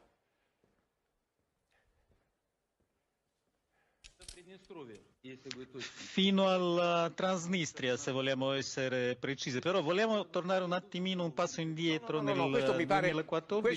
questo mi pare interessante. Lo ripeto, scusa Vladimir, potere legittimo voi nel paese. volete arrivare fin qui? Cioè prendere tutto questo pezzo d'Ucraina? Fino qua? Sì, nella Transnistria. Fino alla Transnistria? Accidenti, allora il Donbass non c'entra più niente. È una scusa il Donbass. Volete mezza Ucraina, volete togliere il Mar Nero all'Ucraina, ma tu pensi che l'Ucraina possa mai accettare una cosa di questo genere? Tu pensi che noi italiani e noi occidentali e noi che aderiamo alla NATO potremo mai accettare una situazione di questo genere? Francamente io direi di no, se questo è l'obiettivo. I love how the Italian man dealt with this. He was like, hey, wait a minute. You're saying you want this? You know, pointing to Transnistria, and the guy was like, yeah. And so he's like, well, the Donbass has nothing to do with that at all, does it? And then he was like, y'all don't make any sense. We're not going to stand for this. And also another thing that someone else pointed out is, why in the world does the Russian lunatic wear the same clothes every day? This is like the Chairman Mao outfit, like, if you know what I'm talking about, we'll pull that up real quick. Chairman Mao. I'm about to get banned for the Chinese viewers that may be on here, and if y'all are, I'm very sorry, but here's the Chairman Mao fit, and this man wears that kind of fit every day of the week. He wears it in black, though. Mao wore it in gray, which is, kind of the common color for Mao to wear, but you kind of get in the picture here, and I don't know why he wears that every single day of the week. Never changes his outfit. That is his go-to outfit. But I'm glad that the Italian gave it to him, and also, the Italian language is incredibly fascinating and interesting to listen to, and on top of that, of course, in America, there's a load of Italians in Italian Americans that live in America, and so they always joke about it, and a lot of Americans joke about it. But Italian has like that kind of like a bippity boppity sound to it, when they talk. And honestly, I love it. It flows incredibly well, and I think it's a very nice language. Actually, one day I'll probably try and take a look at learning it a little bit.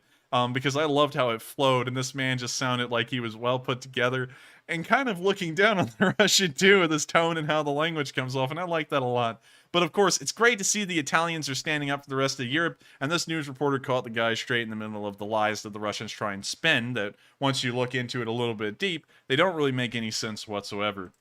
And so, moving on out of Italy and into Germany, we did have a super chat come in earlier where someone said that one of the higher-up German politicians, I forgot which one in particular, I believe it may have been the chancellor, and he was talking to people at a town hall about ending the sanctions.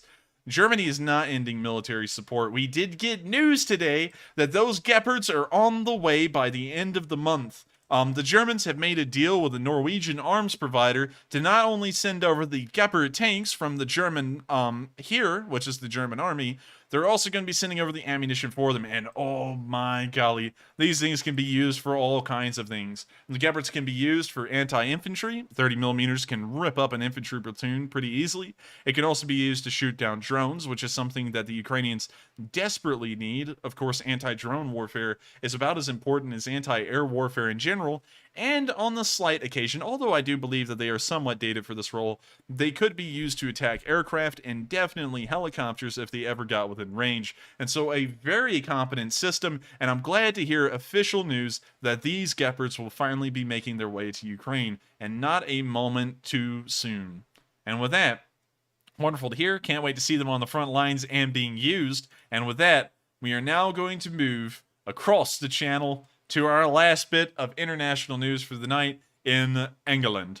Of course, it's not England, it's the United Kingdom of Great Britain and Northern Ireland. I do know the name. There's a whole bunch of interesting stuff about Britain, and I don't know exactly where this occurred. I don't know all of the British training grounds like I do here in the US. Sorry about that for my British viewers. But we did see today that the British have taken it upon themselves to take a load of Ukrainian soldiers under their wing and train them under the Western Doctrine. And so here's the video. This is a credit, I believe. Let me make sure I'm giving the credit correctly. To Sky News that made this video, but I had to show it because it did show the Ukrainian soldiers being trained in Britain. And so here's the video. 10 rounds, central target, in your own time, fire! 10 пострілів, центральна мішень, вогонь! These Ukrainian recruits have one aim: to become a soldier as fast as possible. Perhaps surprisingly, though, they've come to a military base in the UK to learn. The British trainers here are highly skilled, but more importantly, this shooting range in northwest England is free from the threat of Russian missiles. Wait a minute, they said northwest England. Let's go on the map. We're gonna move this northwest. Ah, Blackpool. That's where they're at. They're in Blackpool. That's the training shooting range in the northwest of England. And so with that, let's get back to the video. Prepare, go to the UK. We have to attack from Russia and from Belarus sides to our position when we train our soldier. And it's we always ready to Russian bombs and Russia invasion when we training. The recruits and their commanders asked not to be identified. Most have left civilian jobs to join the military in recent days. They're borrowing British uniforms while here, as they don't yet have their own. Everything has changed since February 24th, and I took my time to make sure my family and relatives are safe. But right now I'm ready to stand among all our other folks and do my best to protect everything that is valuable for me. This sense of duty runs strong. The recruits work from dawn until late at night every day. You're going to cop the weapon system again? Through Ukrainian interpreters, they're taught how to handle a weapon, first aid skills, and how to survive outdoors. Many of these new recruits hadn't even touched a weapon a few weeks ago. Now, they're on this firing range, shooting at targets some 200 meters away, and the trainers here tell me that they very often hit. This is an intense wartime infantry course of just a few weeks, compared to the 6 months given to a regular British recruit. Ooh, look, hey, I'm sorry I had to pause this, but look, they have some chieftains out here, and so I think this may also be a a multi-aspect kind of training course, because, you know, of course you can set up the targets like they have here, the cardboard soldiers, but it looks like it may also be a tank firing range, considering these are most likely used as targets for tanks, or it could be used for anti-tank training for the infantry on something like a Milan or something similar to that. So very interesting. I didn't know that Blackpool just had chieftains laying around. The UK has pledged to train around 10,000 Ukrainians in 120 days. A vital pipeline, given Ukraine is losing up to 200 soldiers a day to the war. Who's the best shot so far? The Defence Secretary and potential contender for Prime Minister paid the training ground a visit on Thursday. It's one of 4 being used across the country. We're not identifying the precise location for security reasons. Training matters. When you're in a war and you're against Russia, you need to make sure that you can be as best as you can be. And this is the process we're doing here. We're starting to deliver that. The British trainers say they're making a difference, but some would clearly like to be doing that in Ukraine rather than remotely. 100%. It's well, unfortunately it's not up to me, but I would love to go out there with them. We see them as brothers in arms here. Teaching these recruits to shoot straight, though, is still a valuable gift as they prepare to fight for real. Deborah Haynes, Sky News in Northwest England. And of course, huge credit to Sky News for that clip. That was the only clip I could find of this training range in the northwest of England. When I heard north, I immediately thought of Hull, but then they said northwest, and so it had to be Blackpool. So while they're trying to keep this classified, you can't really have too many shooting ranges in Britain without it being either Essex, over here east of London, Hull, or Blackpool. And of course there's Birmingham, but that's really just a battle royale, so we'll just leave that one be. But of course, it's great to see that the British have taken it upon themselves to also start training programs for the Ukrainians. This is something that no country has to undertake, and of course it's being footed by the taxpayer. And of course a lot of British people do support this war, and I bet they're incredibly glad to know that their tax dollars are actually going to training the next batch of Ukrainian soldiers, which will be going to the line and helping to defend their country. And so, of course, great news to see. I hope y'all enjoyed my little jokes about Britain. I have been over there enough to know about the jokes about each city, at least the larger ones in Britain. And I also drove through a couple of them, like Hull, to know that Hull is no place you want to go on a vacation. And also, hate to say this one, but Bournemouth was pretty rough too. But out of all of them, I think the roughest one we ever went to, because we never went to Birmingham, England. I live in Birmingham, Alabama, but never been to the English one. I think the worst place that we ever went, I think Matthew can agree with me, was Bristol. Yes, I believe so. Yeah, Bristol was rough. I mean, like, I bet you there's decent people there, but man, that could be a rough city at times in places. But with that, and Liverpool was a little interesting too, I'll admit. Liverpool was a little interesting, but they did have that nice spot though. Like the entire dockyard, like the former dockyard, was pretty nice. Yeah. But you know, Yeah, I mean, like, true. I guess you could kind of wait a minute, no, we drove through Blackburn, which is right near Blackpool. Everything up there is called Black something. Yeah, that's right. And Blackburn is really rough. Like, if you think Blackpool's rough, Blackburn is really rough. And I would also say, just as credit to all of the British people in stream, Blackpool, I guess you could say, I'm not going to say that about America. That would piss too. Well, should I, Matthew? I mean, like, it's a vacation spot. If you could see my stream, it's a vacation spot somewhere in Florida, somewhere near Miramar Beach, a little bit further east, if you know what I'm talking about. I don't think it would hurt to say it. I think Blackpool is very similar to Panama City Beach, or Panama City here in Florida. So just to give y'all credit, it's not that bad. Now, unfortunately, I didn't know you were going to say that. But with that, of course, enough joking around, enough making fun of certain towns and stuff around the world. And we're now going to return back to Ukraine to cover the speech from President Volodymyr Zelensky here on day 136. And so without further ado, here is President Zelensky. Здоров'я, шановні українці. Короткий звіт про події дня. Вже 136-го дня нашої оборони провів зустріч сьогодні з головою Сенату Франції Жераром Ларше і делегацією сенаторів після виступу пана Ларше у Верховній Раді України. Вдячний йому за натхнення і точне звернення, в якому він нагадав, зокрема, що фронт тримається, поки тримається тил. А нашим тилом зараз є не тільки вільна частина України, але й 27 країн Європейського Союзу, увесь демократичний світ. Тому вся наша команда України, працює 24/7, щоб тримати інтереси нашої держави і нашої оборони в центрі уваги кожної країни, яка вже є або може стати частиною нашої антивоєнної коаліції.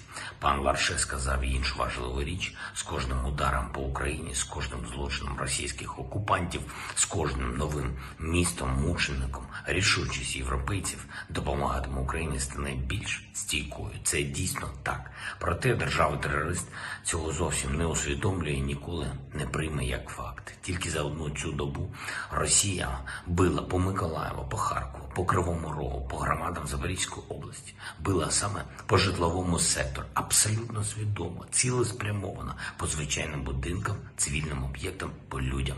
Є жертви, загибли, поранені. Жодної доби не припиняються жорстокі удари російської артилерії по Донбасу, Слов'янський напрямок, Бахмут, Авдіївка. Реально зупинити такі терористичні дії можна тільки зброєю, сучасною і потужною. Я хочу подякувати Сполученим Штатам за рішення надати Україні новий пакет оборонної допомоги – $400 мільйонів, додаткові системи «Хаймерс» та інша точна зброя дозволяє робити нам саме антитерористичні кроки, дозволяє зменшувати російські удари їх ракетами по нашим живим людям. Провів сьогодні нараду з представниками будівельних компаній, з тим, від кого залежить якість української інфраструктури, наших шляхів постачання. Питання будівництва якісної транспортної мережі завжди також і питання безпеки. А в умовах повномасштабної війни сильна інфраструктура – один із ключових елементів оборони. Подякував представникам будівельних компаній за їхню роботу, обговорили з ними ключові завдання на найближчий час. Це стосується і відбудови нашої країни, і додаткового посилення нашої логістики. Підписав сьогодні укази про звільнення деяких послів України. Це питання ротації, звичайна частина дипломатичної практики. В Чехію, Німеччину, Угорщину, Норвегію та Індії будуть призначені нові представники України. Кандидатури готуються по лінії Міністерства закордонних справ. Вже готуюся до нового тижня, будуть важливі новини, зокрема і від урядовців. Дякую кожному і кожній, хто захищає нашу державу. Слава Україні! And with that, that is the end of the speech from President Zelensky. And of course, it is the end of the news for day 136. If you were here for the news alone, then the stream did just end for you. If you're here for the question segment, though, and you're a Lee Spring Army trooper, then this stream and its fun has only just begun. If you're here for the news segment alone and you did enjoy it, please make sure to subscribe. We do run these streams every single day of the week at 10 p.m. Eastern Time, except for Mondays. And we also upload summary videos as well every single day of the week, except for Mondays, and they usually come out a few hours before the stream. And today's video did incredibly well. It blew up. It's gotten, just checked, around 95,000 views, which is the highest any of our videos have ever gotten in such a small amount of time. So that was really crazy to me. We've gotten more views on that than we have subscribers. But thank you all once again for watching. And with that, we're now going to move into our question segment and answer all of the super chats for the night, and also answer as many live chat questions as possible. Just to remind a lot of y'all, just in case if you're leaving because you think your question will not be answered, we do try and answer as many live chat questions as possible, and you don't have to pay to get a question answered. Sending in a super chat just helps us to support this channel and keep it running. But if you would like to ask a question, you can just do that in the live chat by adding Enforcer or Enforcer Matt on your question and then throwing it in, and we will try and get to them. We're sorry if we don't get to yours. There's a load of them sometimes, and we can't get to all of them, but we do try and pick out some of the best and answer those. So, you know, if you ever asked a question during the stream, stick around because it may be one of the ones answered. And so with that, we're now going to move into the question segment. And what do we got, Matthew? All right, and first up, we have a $50 super chat from Blue Flam, 777, who says, just ask if you want my granny's crispy roasted orc recipe. Well, I thank you so much for the big support, man, because that helps us out a lot. And also, I would like to know the roasted orc recipe, because honestly, we tried orc casserole last night, but it was okay. Honestly, a little burnt, but we would like to have something that's a little bit more juicy. But thank you so much for the support, Blue Fam. Blue Flam, not Blue Fam. Like, what? Anyways, thank you so much for the support, Blue Flam. It helps us out a lot, and it always helps us to keep this channel running. I think that may actually be one of your first times supporting the channel, too, and if it is, thank you so much for the generous support, because viewers like you help to keep this channel running, and we're always appreciative of all of our viewers who help to support this channel, but still, we're very happy for everyone who just wants to watch the news and enjoy it. But of course, the support always helps us to keep running, and we're always appreciative of everyone who helps us to keep the lights on and keep this news churning out. And so thank you once again for the support, and with that, we're going to move on to the next question, and if you could send that recipe over to me, well, if you could oh man, well, I'm going through some bad stuttering right now. But if you could send that recipe over to me, I would be very appreciative. There we go, finally got it out. I'm kind of mastering English right now. And so with that, we're going to move on to the next question, and thank you once again. And before I close out this poll, just to recap real quick, I said, which dictator wore or wears the communist drab suit better? 60% of you said that Chairman Mao wore it better, and only 40% of you said that Kim Jong-un, Kim Jong-un, Kim Jong-un wore that drip better. So clearly, everybody thinks Chairman Mao wore it much better. So I don't really think there's a lot for me to weigh in. I think the public has spoken. But Kim Jong-un, let's take a look at his drip. If y'all don't know what drip is, just in case if my older viewers do not know, it's a modern colloquial term for saying that someone's got threads, someone's got style or fashion or something like that. That's pretty much what drip means. It's just a new way of saying it. But we can see here Kim Jong-un's drip, I guess you could call it, and then we'll compare that to Chairman Mao's drip.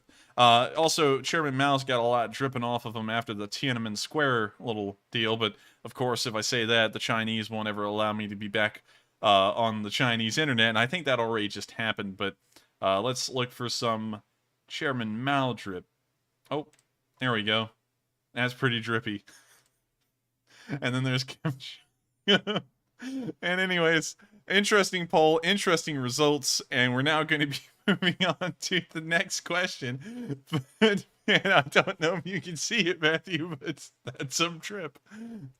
Was that a picture of Chairman Mao wearing like a ponytail or something?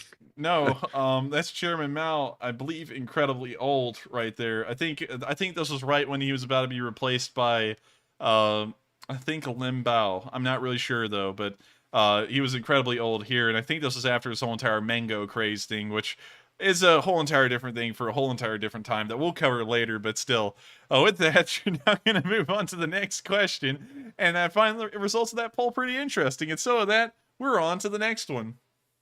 All right, and up next, we have a $35 super chat from Praise Adonai, who says, Enforcer Matt, nobody asked me to do this, but I would like to encourage all viewers to support the channel as much as possible. Matt and Andrew work hard to bring the latest news. Please consider helping when you can. And Slava Ukraine. Well, thank you so much for the support.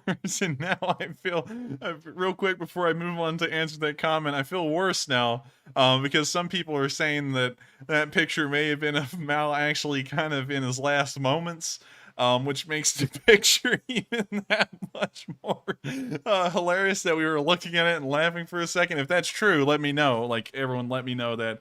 Honestly, I think that would make me laugh even harder that we were all laughing at that for a second, but that would still be interesting to know. Anyways, I thank you so much for the support, and while it would be nice to make sure that we can keep the lights on, I don't ever want to pressure anyone to support the channel. And I thank you very much for your support, but I don't want to back you up and be like, yes, everyone support the channel, because some people are just, of course, casually watching, and, you know, they may not want to support the channel, but they may just enjoy the news. And I don't want them to feel like they have to, like, foot the bill or anything to keep the news running. Of course, we thank everyone so much for the support, and if you would like to support us, we highly encourage it, because of course it helps us to keep doing this and also look into the future, which we're doing in the background, which we might be able to produce something soon. But in that regard, we're always appreciative of everyone who does support the channel, and I don't want everyone to feel like they are being kind of like prodded to. But with that, thank you once again for the support, and I hope that does address the question. And thank you so much once again for the generosity and also the kind support. And with that, we're on to the next one. And I see many people in the live chat saying that he looked half dead. Some people say mostly dead. Some people say halfway dead. So I guess that gives you your answer, Enforcer.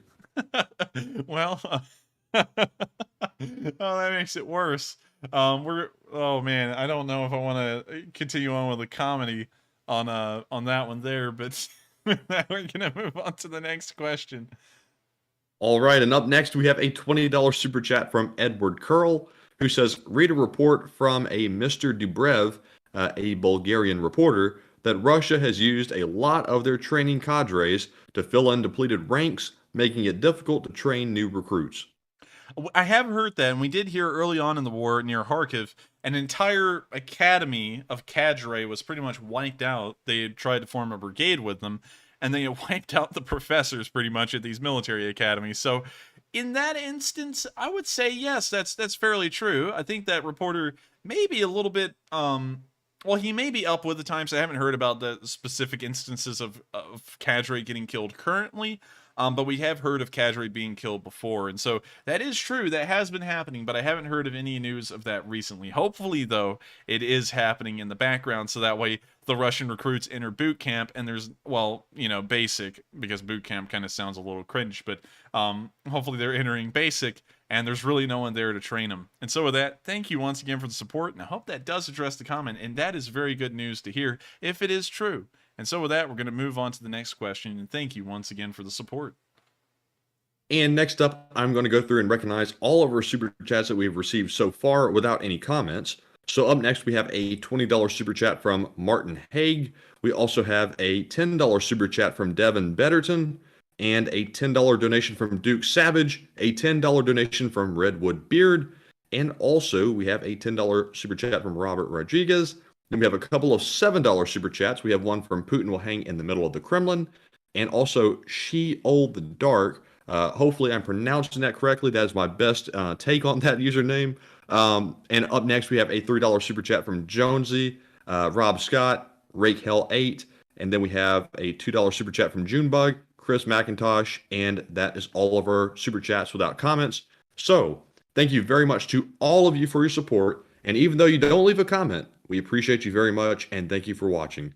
And Enforcer, would you like to add anything to those as well? Yes, I would. The amount of support that we got tonight has been incredible, and I thank you all so much for the support, because it helps us to always be able to try and continue running this channel, and without y'all, this wouldn't be possible. And so, of course, thank you to each and every one of y'all. If I could, I would love to go back over y'all each, and of course, thank y'all. But of course, y'all do know that we want to answer everyone's questions, and if I spent an amount of time on each of them, of course, that we would be kind of hindered. But if y'all did send in a question, which I always wish y'all would, so that way I could recognize the support and also give y'all something in return for it rather than just the stream, we always make sure to throw in a question or anything, because I would always love to be able to respond to it in more depth. But of course, thank you all so much for your generosity and helping us to keep on running these streams. And so with that, we're going to move on to the next question. But thank you to all of you once again. And next up, we have a $20 super chat from FatWong36, who says, MJ forgot his question. I think he did. I think that we're about to be running up on a super chat soon where someone said, I forgot my question. I did see that one earlier. And so thank you so much for the support and letting us know he forgot his question. I think we're about to get to that one soon, but thank you for letting us get a heads up. And so with that, we're going to move on to the next question. And thank you once again for the support. And with that, on to the next one. And moving on, we now have a $20 super chat from Larissa Hook, who says, pardon my ignorance, but what is Bayraktar? You don't know what a Bayraktar is? It's time for a history lesson. The Turks have an incredible drone. Like the United States has the Predator drone, the Turks have the Bayraktar. And the Ukrainians got a decent amount of these, and they have been using them for some while. But just to give you an idea of what a Bayraktar looks like, That is a Bayraktar right here. And these things carry, they can carry bombs. They can also just scout and survey areas, and they can call in artillery. They can drop bombs. They're incredibly effective. 2 of these drones right here contributed a large factor in destroying the Moskva cruiser, which was the Russian flagship of the Black Sea Fleet. And these things got a lot of notoriety and a celebrity status early on in the war, when these things were pretty much brand new and the war was fresh. But as the wars continued on, we've heard less and less about the Bayraktars, but every once in a while we do see them reappear back out there in the, I guess you could say, real world, and they are still out there carrying on this war incredibly well. And so that's what a Bayraktar is, and I hope that does answer your question. And I thank you once again for the support. You can also see a Bayraktar factory right here and a Lithuanian flag on this one. But with that, we're going to move on to the next question, and I thank you once again for the support. And next up, we have a $20 super chat from William Allen, who says, I hope our J-Stars are providing information to them to hit these moving convoys. I don't know if they can get close enough to cover the battle space. Do you think we are supplying that kind of operational intel to Ukraine? J-Stars. Let me pull that up real quick. I'm not really familiar with that system. J-Star. Is that spelled like J and star? It's J-stars. Got you. J-stars. Let's put that in. J-Stars. So this is it seems like a airborne battle management aircraft based off of the Boeing 707, at least in this picture. This picture was, wait a minute, hold on. There's 17 of them built. They were introduced, wow, in 1991, and the 707 was old by that point. It was like 40 years old. But apparently these are airborne ground surveillance, battle management, and command and control. And so when the Russians ask for the manager, you take them to this guy right here flying around in the sky. So I don't think we have any of those helping out the Ukrainians at this moment. We did know about an AWACS plane that did fly early on in the war near the Ukrainian border, but beyond that, we haven't seen a lot of larger American aircraft like this one flying anywhere around the Ukrainian area. So I don't think these are being used, but we do know that the Ukrainians are being supplied with something even better than supplied with information from something even better than the J-Star system, and they're being supplied with information straight from the satellites to them. So that's pretty good in its own right, because you can see exactly where all of the Russian troops are, their strength, their numbers, and it's actually an incredibly impressive system. It's like a modern-day balloon. Blimp. I guess a blimp or an observation balloon. Whatever. Y'all get the picture. But still, I don't think any of these are being used. I think they're largely getting their information from satellite photography these days. And so with that, thank you so much for the support, and I hope that does answer the question. And with that, we're going to be moving on to the next one. And I just did see someone say OPSEC, and there's not really a lot of OPSEC to worry about, especially with the United States. If one of these things are airborne, it's practically already known. They're very large aircraft, and they're very easy to identify based off of their shape.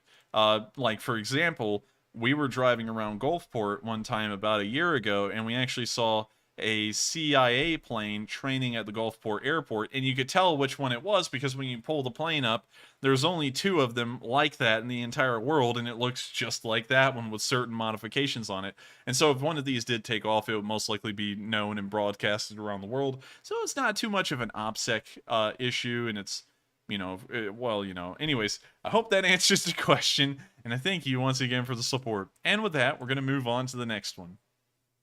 And next up, we have a $20 super chat from A. Crawford, who says, look up the Tanhoya Bridge to see how hard it is to blow up a bridge. How do you spell that bridge? Let me copy and paste that, and I'll put it into the live chat. It is a little bit tricky to spell. There we go. We're looking for it. Ah, there we go. It's apparently, I'm assuming, that's most likely in somewhere in former French Indochina, or it's in Vietnam. It looks like it's most likely in Vietnam. So let's pull that up. After it was hit by laser-guided bombs. Interesting. Let's see. Vietnamese gave it the nickname Dragon's Jaw. It was the objective of many attacks by the Air Force and the Navy, which would fail to destroy the bridge until 1972. Even after hundreds of attacks, the bridge was immediately restored pretty much in 1973, and as of 2016, that very bridge still stands. Interesting. Let's see if we can find some pictures of it today. Well, you see the bridge there. And you kind of see all the craters and pot marks around the bridge, and it was still standing there. So, interesting. So apparently it was able to survive hundreds of attacks, which kind of gives everyone an idea of, I guess you could say, how many bombs it could take to destroy a bridge. And considering that this one didn't even look like a significant bridge of any kind of scale, I would assume that a larger bridge may even be somewhat stronger and more resistant to bombing attacks. So, not entirely sure. That's a really good point to bring up with attacking a bridge, and that may be why we've never really heard the Ukrainians say we're going to be doing anything about that bridge, because it may be entirely out of their control, even if they were able to target the bridge with any kind of weapons. And so with that, I thank you so much for the support and the exemplary example. I did not know about this one until you just told me about it. And so with that, we're going to move on to the next question, and I thank you once again for the support and that information. And so with that, we're on to the next one. And next up, we have an $18 super chat from Junebug72, who says, I just want to say hi and help negate the 30% YouTube cut. As always, my heart is with Ukraine more than ever. Slava Ukraine, have a good night. Enforcer Matt and the Enforcer, thank you. And thank you so much, Junebug72, for the support. And it's always nice to have the 30% of the YouTube cut kind of like taken care of. And of course, we're heavily appreciative of your support. YouTube does take 30% of everything that everyone sends in, but I kind of consider it a tax that has to be paid to YouTube, because if I wasn't on YouTube, then no one would even know that I existed, really. But of course, I thank you so much for the support, Junebug72. It helps us out a massive deal. And hi. And it's good to know that you are on the stream and you have been enjoying it as usual, as a Lee Spring veteran like you are. And so with that, thank you once again for the wonderful support. And we're going to move on to the next question, and I hope you enjoy the rest of the question segment if you're still here. And so with that, we're on to the next one. And next up, Lance Montgomery puts in a donation of $17.76 and says, thank you for all that you guys do. This channel is my go-to source for war news. Mainstream media in the US is barely more reliable than that in Russia. Keep kicking ass and growing the channel. Well, I thank you so much for the support and so much for the kind words too, because, you know, those are incredibly nice. And I thank you so much for saying that we're a very good little news network here. We try our best. And also, I thank you so much for saying that mainstream media here in the U.S. is not good. It's not. I actually saw, speaking of not really mainstream news networks, but I saw a news article today in a magazine that somehow made it into our house. I don't know a lot about the publisher. I'm not going to say their name, but they were talking about guns. And what was interesting to me is that the article was just, you know, and I'm not taking a political stance here, but there are certain kinds of normal statistic kind of facts about certain things, like a car, you know, like it can go to 0 to 60, how fast, how many miles per gallon does it get, how big are the tires, how big is it from bumper to bumper, you know, kind of stuff like that. And I read this article, and it was about guns, and the article was titled "A Weapon Made to Shred Flesh," and it showed the picture of a gun, an AR-15. And what my first thought was, looking at that, and that's what made me read it, is, well, what else is a weapon designed to do? I've never really heard of a weapon designed to heal your flesh or sew it together. So what's the point of writing it like that? You know, it's like the shock factor of it. It's like, that's not really surprising. That's like saying a bow and arrow made to kill men. It's like, that's what it's for, you know? Anyways, I read the article, and it had such crazy claims in it that the U.S. dropped the M14. If y'all know about the M14, it dropped the M14, which was shooting a 7.62 cartridge, which is pretty, not really big, but it's bigger than the 5.56. And so the U.S. dropped this gun to pick up an AR-15. They didn't say M16, they said AR-15, because the AR-15 was able to make people explode. And I was just busting out laughing at this, because Matthew has an AR-15, and we've shot it before, and the holes that it makes is no bigger than, say, wider than a pin. You know, like if you were to shoot a pin at someone and it was to go through them, that's about the same width of the hole you would get with an AR-15. And they were sitting there talking about it's going to blow a freaking, it's going to make them explode. I was like, you know, like not taking a political side here or anything, but if you're going to make a political argument about something, at least make it reasonable and factual. You know, like I don't care which direction you go in, but use facts. You know, just don't come up with stuff like that. You know, and then on top of that, they came up with this whole story about how the word assault rifle came to be. And of course, they had to start off the story with Adolf Hitler, who personally called the STG-44 the Sturmgewehr, which means storm weapon, which, if y'all don't know what the STG-44 looks like, that's what it looks like. And a lot of people call it the first assault rifle, or like the predecessor to the assault rifle, but yeah, I mean, like that's kind of a stretch. It's kind of is, kind of isn't, but still, I was busting out laughing at that article. And I just got to say this, I'm making a critique on all sides. If you ever make an argument about anything, make sure it's based in actual fact and not some kind of fear mongering or exaggeration, because you're going to lose people who actually know anything about what you're talking about, because they're going to see that's nonsensical. So with that, we're going to move on to the next question. I thank you so much for the support and talking about how mainstream media is like that, because they are. And a lot of, you know, like, just being honest, this is a critique of both sides, okay? So don't take this as a attack on one party or another.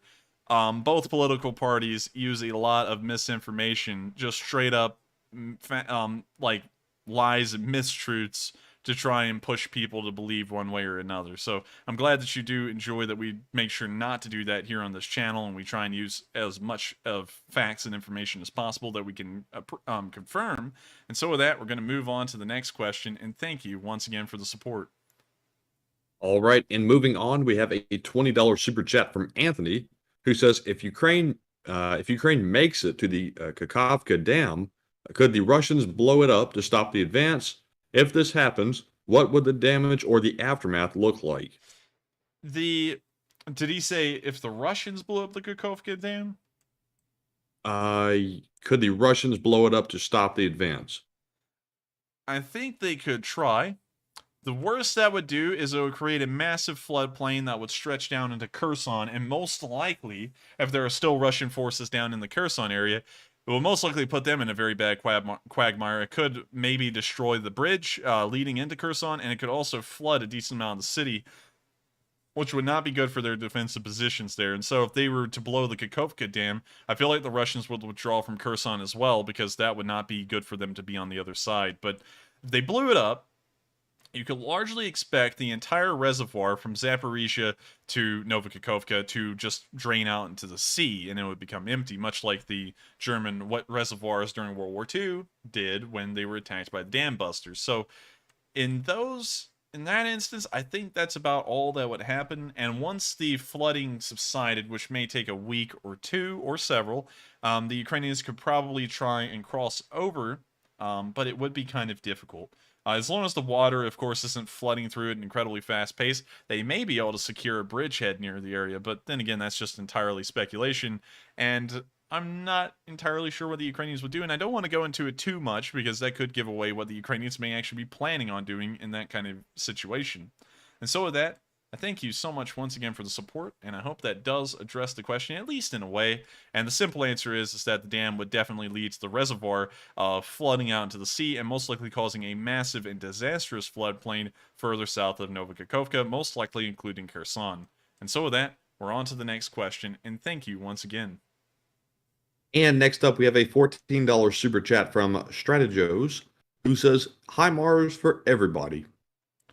And I thank you so much for the support, and also, hi Mars for everyone. And we had that philosophy for a pretty good long while. If you take a look at the French, German, and British militaries, you will see that all of them don't have HIMARS, but they have M270s, which came before the HIMARS, and actually carries even more rockets than the HIMARS. An M270 can carry 12 rockets, the HIMARS can only carry 6. But with that, I thank you so much for the support, and HIMARS for everyone for sure. And I did hear that we may be sending over even another round of HIMARS on top of the 2 that we've already sent. And so with that, we're going to move on to the next question, and thank you very much for the support, and also encouraging for more HIMARS to make it to Ukraine. And with that, we're on to the next one. And next up, we have a $10 super chat from Anthony, who says, Slava Ukraine. And Slava Ukraini. And thank you so much for the support, Anthony, and it helps us out a great deal on continuing to be able to run these streams. And so thank you once again, and with that, we're on to the next question. And up next, we have a $10 super chat from Greg Carmen, who says, Sorry, I cannot afford as much as others, but I watch and appreciate every single night. My question is, not much seen on Stingers and other AA against Russian air. Is Russia not flying? I think Russia is by and large not flying, because we haven't seen a lot of anti-air action recently, and we also haven't seen a lot of additional Russian aircraft kills. And so I think their Air Force has largely stopped major operations in Ukraine, if you can even argue that they started them in the first place. So I think that's why we're not seeing a lot of use of Piorin, Stingers, Marlets, or anything like that, is because the Russians just aren't hardly flying anything anymore for them to shoot down. Also, to address the first part, it is totally fine if you're just a viewer and you're enjoying these streams and don't have a lot to support. I would rather y'all to save that for the Sunday fundraisers than give it to me, but of course I'm greatly appreciative of everyone who does give support to this channel, because it does help us to keep the lights on, which is pretty important in its own way, and it helps us to keep making the news. And so thank you once again for the support, and I hope that does answer the question, and I by and large can agree. As an assumption, of course it may not be true, which was something interesting I just saw someone say. They said, you say a lot of mistruths too, Enforcer, when I was talking about the news. And yeah, I do, but usually I disclaim that with it's an assumption. It may not be true. I don't sit there like the news and go, this is true, and then just come up with something fake. I'll tell you if it's an assumption or not. But then again, that's just an assumption on my part, and I would largely assume, based off of the lack of new air casualties for the Russians, along with a lack of video evidence of the Ukrainians firing anti-aircraft systems at them, I would assume that the Russian Air Force is not flying as much as it once was. But with that, we're on to the next question. I hope that answered it, and thank you very much once again for the support. And with that, we're on to the next one. And moving on, we have a $10 super chat from MJ, who says, I forgot my question. There it is. It is perfectly okay, MJ. Thank you very much for the support. And if you ever think of the question, just throw it down in the live chat, and we'll make sure to answer it for you, because I would hate to know that you didn't get a question answered. But with that, I thank you very much for the support. I hope that does address the comment and give you a free voucher for one question. We'll make sure to move it to the top of the totem pole if you ask it. And so thank you once again for the support. And with that, we're going to move on to the next one. And next up, we have a $10 super chat from BL Parak, who says, Ukraine Now Media on Twitter, also followed by Mikhailo Fedorov, says the Belarus has heavy activities at 5 airfields and that Russian pilots are present.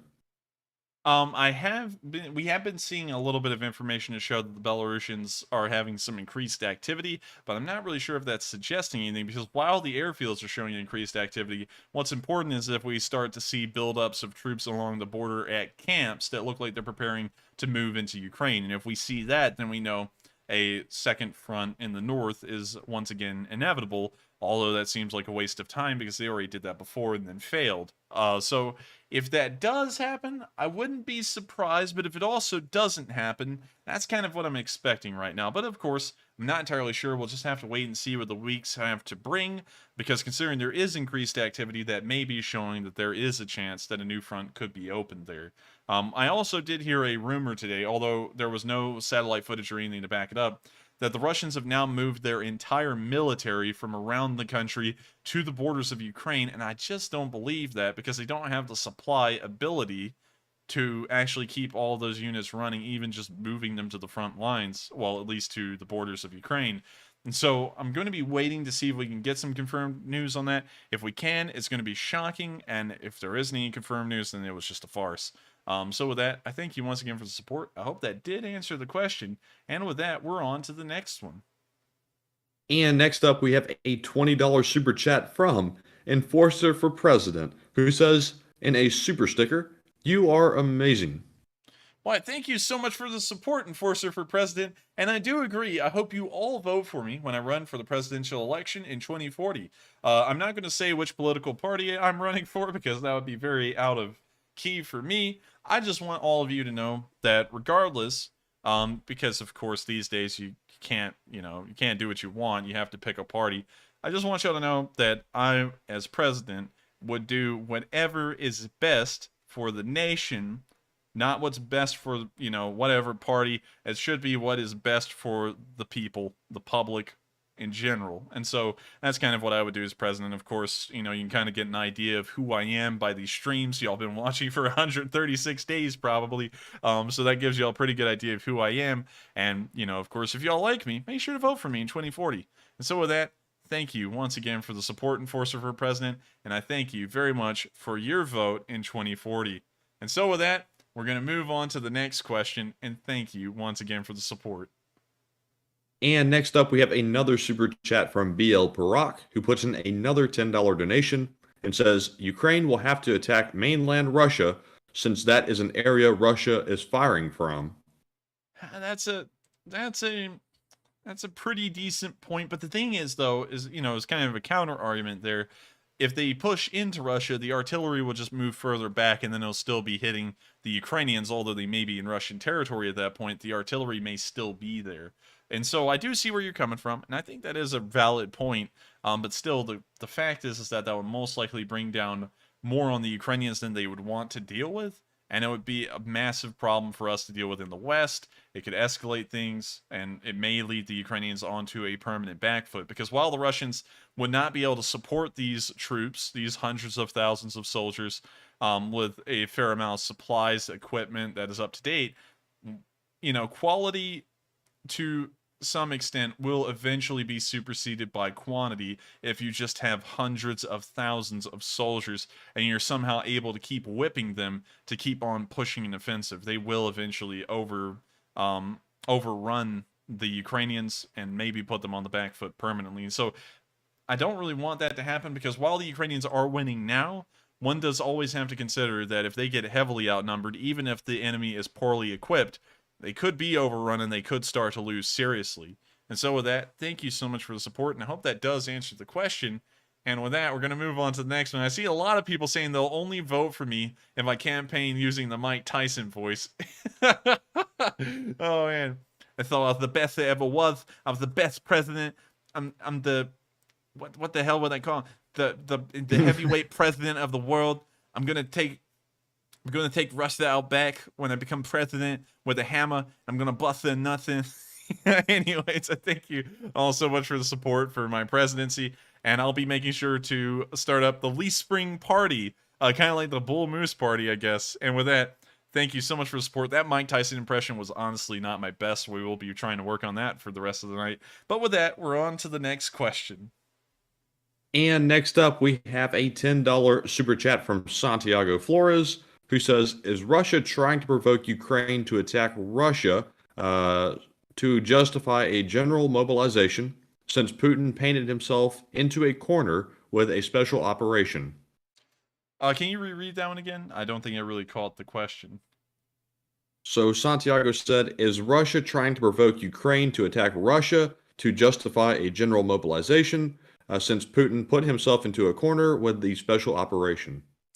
I think that they may be. That's something that could be considered, so that way it'll always look like they're not losing and it's in response to the Ukrainians. Like if the Ukrainians start to push the Russians from the border, like around Sumy per se, although that's not where they may go, it would be enough for the Russians to say, oh no, look, they're trying to attack us. They're trying to bring their fascism and all that stuff into Russia. Quick, let's mobilize. Let's just send all the conscripts in. And that could be what they're trying to do, and they may be trying to instigate in that direction. It seems plausible because, once again, Putin has kind of backed himself into a corner with what looks like it's going to be an endless war nearly, that they're not going to be able to win. And so the only way for him to win is to break the promise, most likely about not sending conscripts in and coming up with a fair reason why. And that would, of course, make it out to where they would have to make the Ukrainians look like the aggressor against the Russians. And so with that, it would still run into a decent amount of problems. I said with that, I was about to end the question, but it would still run into a decent amount of problems, because that would flip the entire Russia is winning perspective on their head. If the Ukrainians were pushing into Russia, a lot of Russians would be like, well, wait a minute, I thought we were winning. How are they coming into Russia if we were winning last week? So that may be the case. That may be something that Russia's trying to do, but we'll just have to wait and see in the coming weeks and see if that strategy is what they're actually trying to do. And so with that, I thank you once again for the support. I hope that does answer the question. And with that, we are on to the next one. And up next, we have yet another super chat from BL Parak, who puts in a $10 super chat once more and says, large boat drone full of fertilizer and diesel fuel, take bridge out. Large boat drone. I do know what you're saying, but the problem would be, how would they get it around Crimea through the Black Sea Fleet to the Kerch Bridge to then hit it and then blow up? That would be incredibly difficult to pull off, considering that that ship would have to leave from a Ukrainian port, and the Russians have those things on lockdown right now with the blockade. So I think if the Black Sea Fleet was not out there and the Russians weren't really looking at the Ukrainian ports too much, that could be possible. But at the same time, right now, I think it would be too difficult to do. But that is a really solid idea. With enough explosives in a ship, you can do anything, and you could definitely take out the Crimean Bridge. So thank you very much for the support and the idea, but at the moment, with the current situation in the Black Sea, I just don't think it would be possible. But there is, of course, always a small percentage chance where those kinds of things might be able to succeed. You know, then again, the British were able to destroy the dry dock that the Tirpitz used in, I believe, Bordeaux, if I'm correct. No, I'm sorry, it's not Bordeaux. It's some other city. Saint-Nazaire, that's where it is. Saint-Nazaire, the lock at Saint-Nazaire. They destroyed it. It was the only one that the Tirpitz and Bismarck could use. And they destroyed it with what? The HMS... Oh, man, I forgot the name of it. Y'all know the name of it, though. Y'all know the story of the destroyer running into the lock and blowing up. So, with that, I thank you once again for the support. I hope that does address the question. And I thank you very much for the interesting idea. It's a pretty new one. And with that, we're going to move on to the next one. And next up, we have a $10 super chat from William Allen, who says, Sophia Loren was one Italian I never cared how beatified, or I'm not sure what he meant to say there, the language was. A picture was worth 1,000 amore. Whoop. Well, I thank you very much for the support. And could you reread the first part of that? Because I don't know if he was trying to, like, down the Italian guy or praise him. I wasn't really sure. He said, Sophia Loren was one Italian I never cared how beatified the language was. Sophia Loren. Oh, okay, it's an Italian actress. Well, I thank you very much for the support. Didn't know about them until now, but I do thank you once again for the support. That is a pretty interesting little input. I don't have a lot to comment on it, of course, because I just learned about them. But of course, I thank you so much for the support and so much for the comment about the Italian actress Sophia Loren. And with that, we're going to move on to the next question. And thank you once again. And next up, we have another super chat from BL Parak, who puts in another $10 donation. And real quickly, thank you very much, Parak, for your continued support. And he says, Oleksiy Novikov, a great Ukrainian, won the Strongman Classic in England today. A great symbol for Ukraine. Novikov is strong, very smart, with a great technique, and a great sportsman. Oleksiy Novikov. Let's pull this guy up. Let's take a look at him. This is Oleksiy Novikov. And so he's apparently the world's strongest man. And based off of the size of those weights, I would assume that he is the world's strongest man. Don't really think I have to take too much of a look at that to see. I couldn't pick up that. So I thank you very much for the support, and thank you for pointing that out. And one thing I forgot to include on stream that was actually sent to me by one of my viewers that's now one of my friends. I've met them multiple times in person, was that the World Games began in Birmingham just a few days ago, and the Ukrainian team that came to America, the Russians were actually banned from coming, that was nice, but the Ukrainian team that came here actually got a standing ovation in the stadium. I will try and put that video up somewhere, but I don't want to go to the Discord and show the Discord account of the viewer that sent that to me, because, you know, of course, once you do that, there could be weirdos out there and they could start harassing them. So with that, I just wanted y'all to know that, and it was really cool to hear that in my hometown of Birmingham, Alabama, the Ukrainian team got a standing ovation. And it's great to hear that the Ukrainians are setting a precedent all around the world for their boxing prowess, their physical prowess, much like this man is the strong man. And so I thank you once again so much for the support, and so much for sharing that with us, because that didn't make it onto the news. But of course, it is a prestigious thing for Ukraine to hold, that they have the world's strongest man. And so with that, we're going to move on to the next question, and thank you so much for the support. And next up, we have a $5 super chat from Bill G, who says, tanker truck goes crispy and fried. Mr. Lunchtime selling Hot Wheels, some assembly required. Well, that's one of the first times we've heard about Mr. Lunchtime in a while. I feel like Mr. Lunchtime kind of went into obscurity a little bit, but of course, Mr. Lunchtime is the man. I mean, like, literally, that's the battlefield Ukraine is being fought on, is Mr. Lunchtime's stomach. And so I thank you so much for the support. And also, that truck was toasted nice and crispy. And I think I know the one you're talking about. It's the logistics truck that was destroyed by the 93rd Brigade. And so with that, thank you once again for the support. I hope that does address the question. And with that, we are on to the next one. And up next, we have a $5 super chat from Mia Story, who says, y'all are still the best. Why not let Matt take on Mondays and give him a break on another day? And Mia, I will say that I don't have nearly the amount of comprehensive knowledge about the situation in Ukraine to cover it to the extent the Enforcer does. So that is primarily the reason I couldn't take over on Mondays. If I were to take over on Mondays, it would be a pretty surface level discussion because I just simply don't know the specific details about all the vehicles and things that the Enforcer does. And it's what many people recognize constantly. The Enforcer is like a walking encyclopedia on that. And that's why everybody loves the stream so much. Well, I guess Matthew answered that one for me. So with that, I thank you very much for the support. I hope Matthew answered that. But that is something that has always been discussed in the background, and and that's something that Matthew always just says. He's like, nah, man, like, what you want me to like I literally sit there and I'll be like, hey Matthew, like you want to talk on stream, and you'd be like, yeah, and then, like, I'll throw in like, what do you think about that T-72B3? And then after the stream ends, he's like, dude, why did you ask me that? I have no idea about that tank. And I'm like, well, I mean, like, it's what we covered. But anyways, with that, I thank you so much for the support. I hope that did kind of answer the question.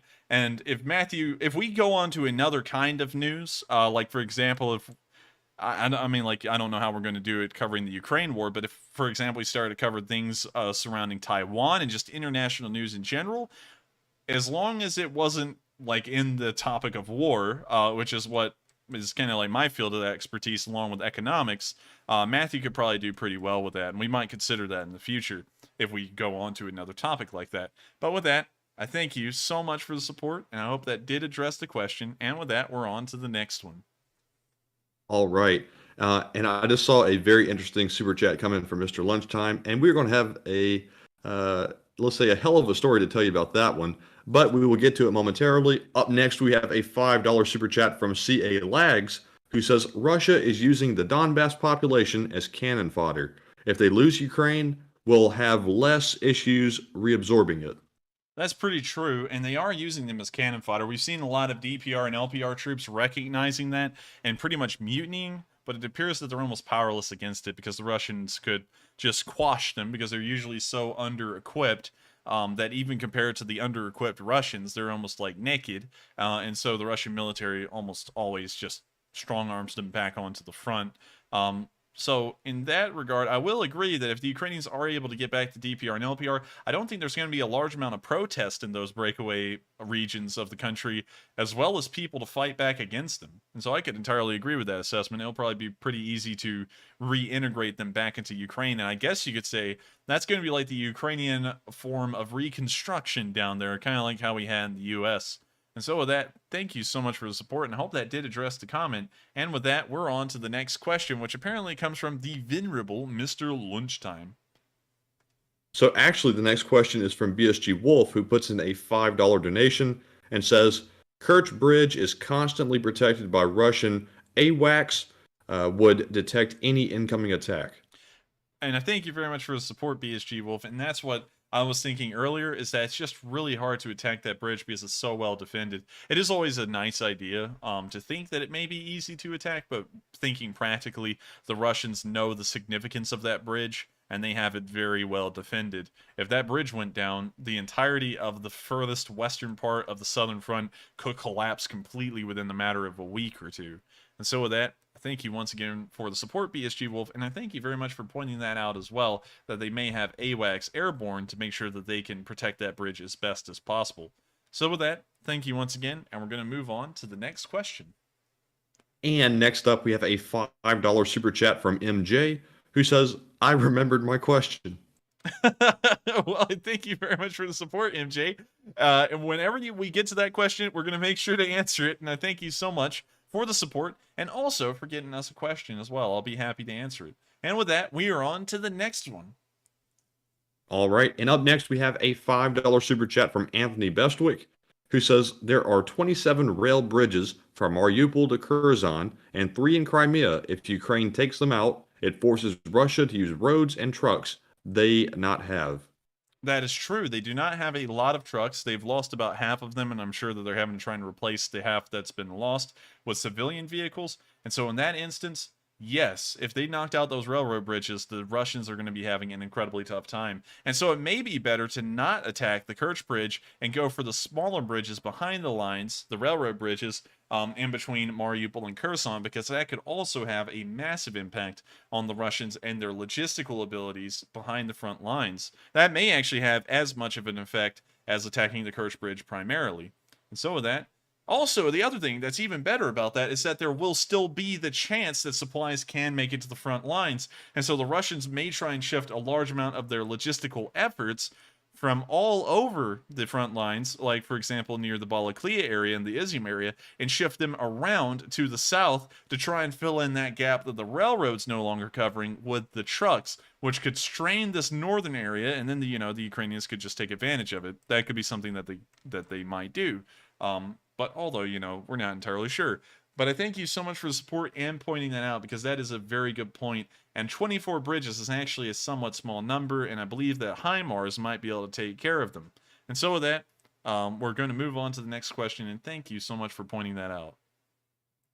And next up, we have a $5 super chat from El Fuego, who says, I hear talk about an influx of arms from the Lend-Lease program in the next few months. What will Ukraine get, and how will that help them win the war? There will be an influx of arms within the coming months. That's been confirmed.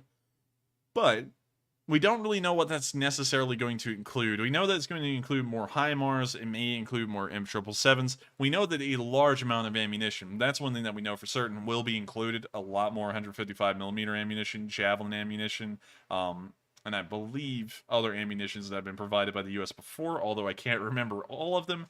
But we're not entirely sure yet. We've just heard that the next packages coming in the next few months will be substantial from every country, including the European ones like Germany and the United Kingdom.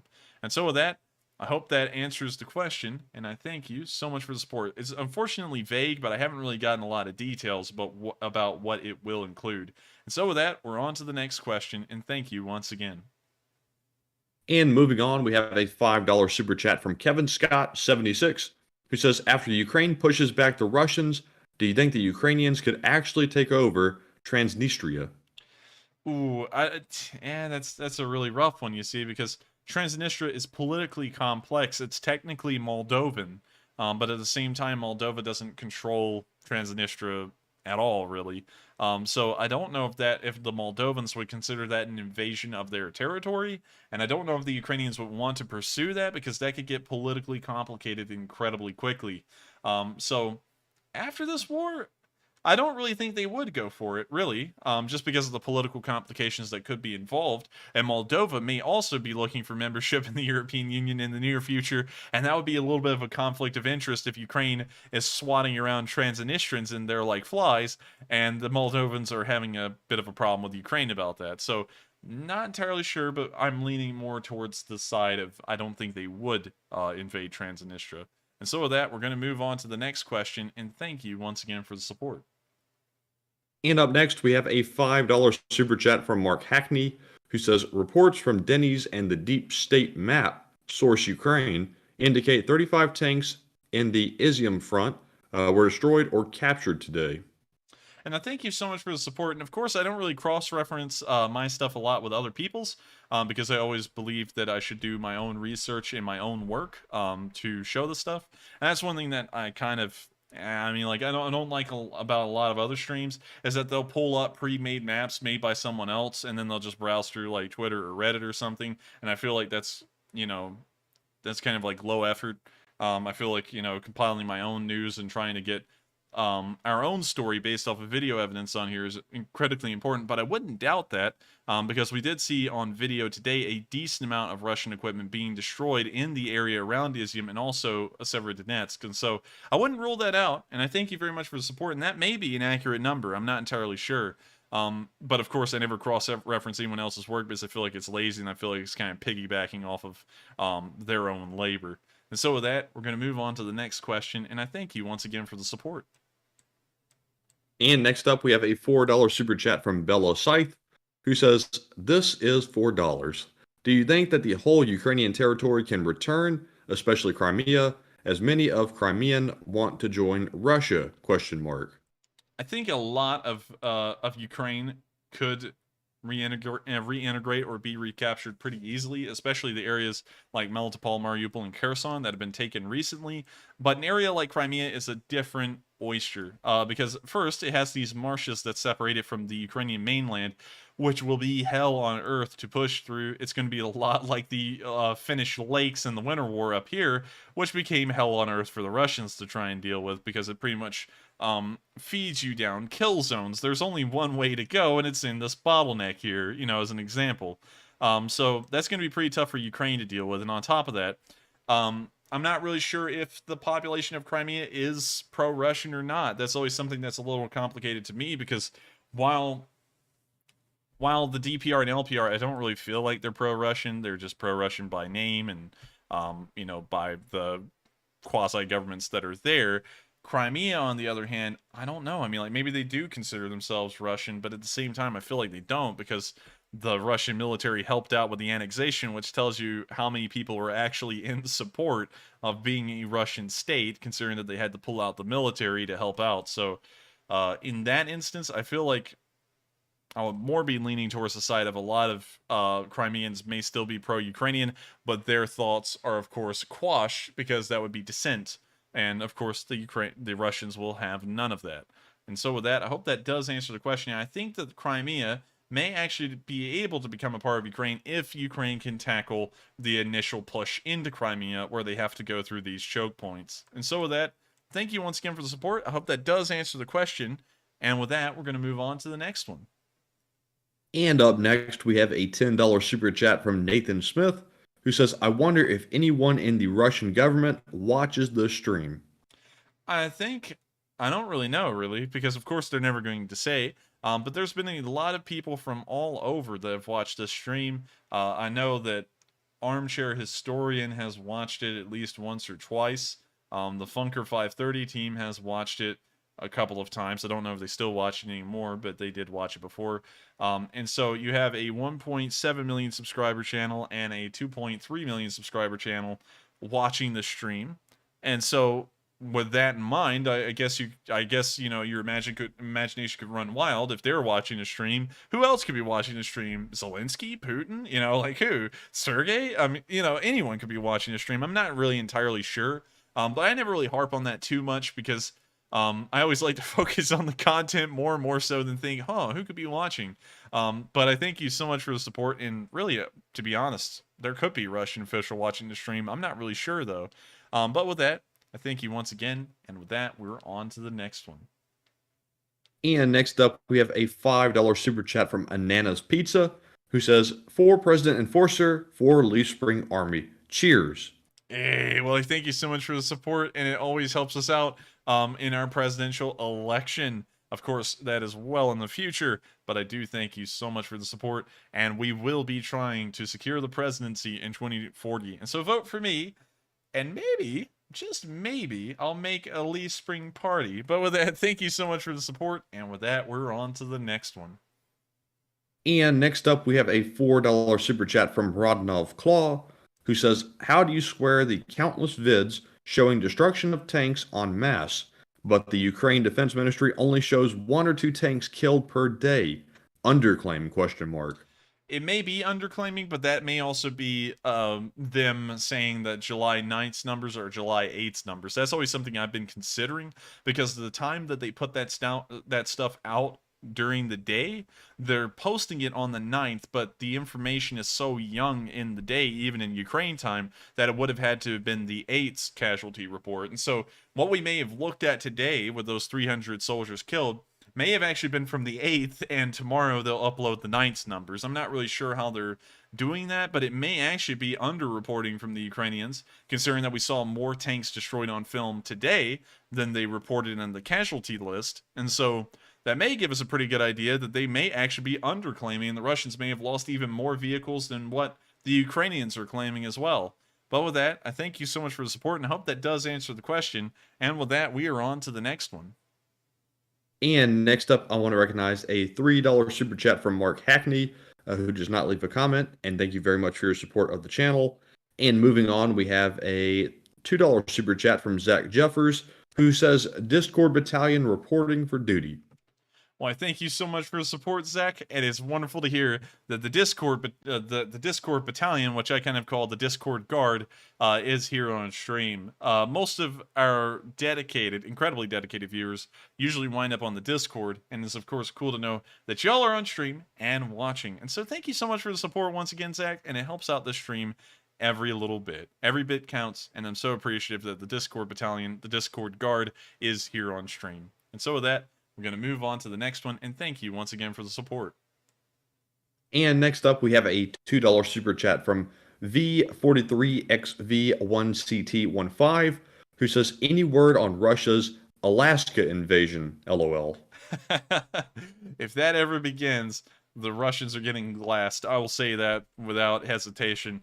The United States would not stand for a single moment of the Russians trying to take Alaska. Considering we bought it from them, what are they even complaining about? You know, they actually got paid for it, and they actually agreed to the price they paid for it. So, fortunately, we haven't heard anything about it, because if we do, the United States is going to, like, pretty much stain the floor red with Russia. So with that, thank you once again for the support. And I hope that does address the question, at least in a way. And with that, we are on to the next one. And next up, we have a $2 super chat from Kaltenberg again, who says, MJ forgot his question. And MJ, you got to remember your question from now on, man. MJ, come on. We haven't even heard the question yet, I don't think. I don't think it's in here either. Well, if MJ, if you have a question, make sure to throw it in before the end of the stream, because we will answer it. And if you do have a question, I would love to answer it for you if I can. And so with that, I thank you so much for the support, Kaltenberg. And MJ, come on, pull it together, man. You can do it. You got a question, I know you do, and we can answer it. Well, at least we can try. Of course, I don't have the answer to everything, but might be able to get close to it. And so with that, we're on to the next question. And thank you so much once again, Kaltenberg. Yes, indeed. And real quick, Enforcer, from a super chat earlier, it's one of our newer super chatters, so they forgot to link the comment to the super chat. I just want to mention it real quick. It was the super chat from Jonesy, and they meant to say, I watch every day, just usually I'm too late for live stream, and you guys are great. Well, it's perfectly fine. Every once in a while, everyone does make a pilgrimage to the stream itself. I've actually noticed that a lot of people are like straight to DVD these days, because we'll get like 30, 40,000 views on a stream, and then about 30 additional thousand people will watch it after it uploads. And they actually watch a lot of it according to the analytics, which is crazy to me. But still, it's crazy that a lot of people treat getting on the live stream like a pilgrimage. And so I thank you so much for the support, Jonesy, and I hope you have enjoyed the live stream tonight.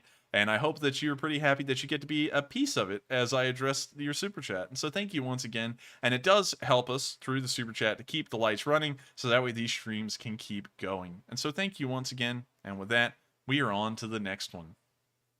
All right. And up next, we have a $2 super chat from Detroit Micro Sound, who says, soon HIMARS bites a chunk out of the Kerch Bridge. Hopefully soon. That's something that we can always hope for. And if they get those long-range rockets, that's highly possible. And so with that, thank you once again for the support. I hope that does address the question. And with that, we are on to the next one. And up next, we have an $18 super chat from Raven7, who says, hey, I'm showing support, and I am from the UK. Am in Sweden today and saw Ukrainian flags flying here. Keep Ukraine in your hearts. Putin wants us to forget. Much love from a Brit. Well, I thank you so much for the support, Raven. And I see that was sent in pounds. And once again, I do like the pound symbol. I think it's really cool looking. You know, and it's, of course, you can always get into the statistics on everything, but sometimes I just like things because they're cool. And I think the pound symbol's cool. But I do thank you so much for the support. And also, it's really cool to hear that you're British, but you're in Sweden. Sweden is a very beautiful country, too. Actually, I don't really have any marks against any European countries for their natural beauty. Each of them are pretty in their own way until you get to Belarus, really, because then it's just flat. But before you get to Belarus, everything else is pretty. So thank you so much for the support. I hope you're having a fun time in Sweden. And also, it is cool to hear that Ukrainian flags are flying all over the place. Here in Birmingham, Alabama, there's actually a lot of flags of Ukraine flying around everywhere. And bakeries actually cook up little Ukrainian flag cookies, which I actually didn't know about until one of my viewers gave me some. And, you know, of course, become friends. That was on July 4th. And I was like, wow, that's cool. They got, like, Ukraine-shaped cookies, and they were really good. And we enjoyed them a whole load. And so with that, I thank you so much for the support. And also, since you are British, I just want y'all to know, again, all of my British viewers, that whenever I joke about Britain, it is all in good fun. I don't hate Britain. I actually really love Britain. It's a nice place. I've been over there multiple times, and I got to say, y'all are some really cool, really interesting people. But at the same time, it's kind of just that friendly banter in between the British and Americans to take the piss out of each other, as y'all say. And I just find it funny to do that every once in a while, although I absolutely love Britain. And also, my voice went way too high on that also. Sorry about that. But I also really love Snowdonia. I think that was my favorite part of the country. The mountains there are absolutely beautiful, and they're not even big. They're like 4,000 feet tall, but for some reason, when you're driving through them, they feel taller than the Appalachian Mountains, and I believe that's just because they're more defined than the Appalachians. But with that, I thank you so much for the support. I hope that does answer the question. And with that, we are on to the next one. And up next, we have a $2 super chat from Santiago Flores, who says, has there been any tank v tank battles? Not that we've seen, and I know that's a great disservice to it. A lot of people do think that that a tank battle would have happened at this point, but we haven't seen one on film. And the truth of the matter is that tank on tank action is usually incredibly rare. There are very few instances where it did occur. Of course, the Battle of Kursk is one of the largest tank battles in history, along with 73 Easting, I believe. It may be 72 Easting, I may be getting that wrong, but it's 72 or 73 Easting.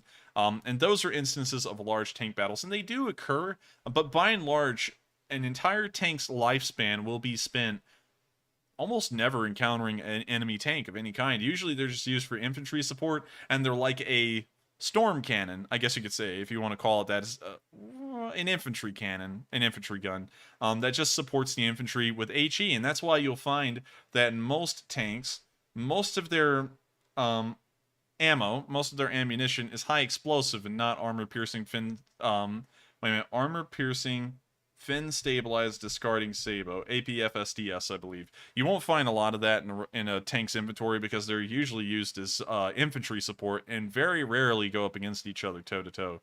And so sadly, we've never seen a tank-on-tank battle on film, and if we do, I hope the Ukrainians are winning it. And so with that, thank you so much for the support. I hope that does answer the question. And I saw someone just say, so Snowdonia is in Wales, and I mean, like, duh. I mean, like, it's in Wales. That's like saying the valleys are in Wales. I mean, like, obviously. And also the marches, too. I didn't know that. Just in case if I forgot to mention that, it is in Wales. But with that, we're on to the next question, and I thank you so much for the support. And with that, we're on to the next one. And next up, we have a $2 super chat from Russo Japan, who says, why can't the U.S. send more HIMARS to Ukraine? Well, the U.S. is going to send more HIMARS to Ukraine. I think it's just a matter of actually acquiring them or pulling them out of their units currently in U.S. service and then sending them over. Because as far as I know, we don't have a large amount of M270s in our inventory. In fact, compared to most countries, we are lacking in towed artillery and NLRS systems in number.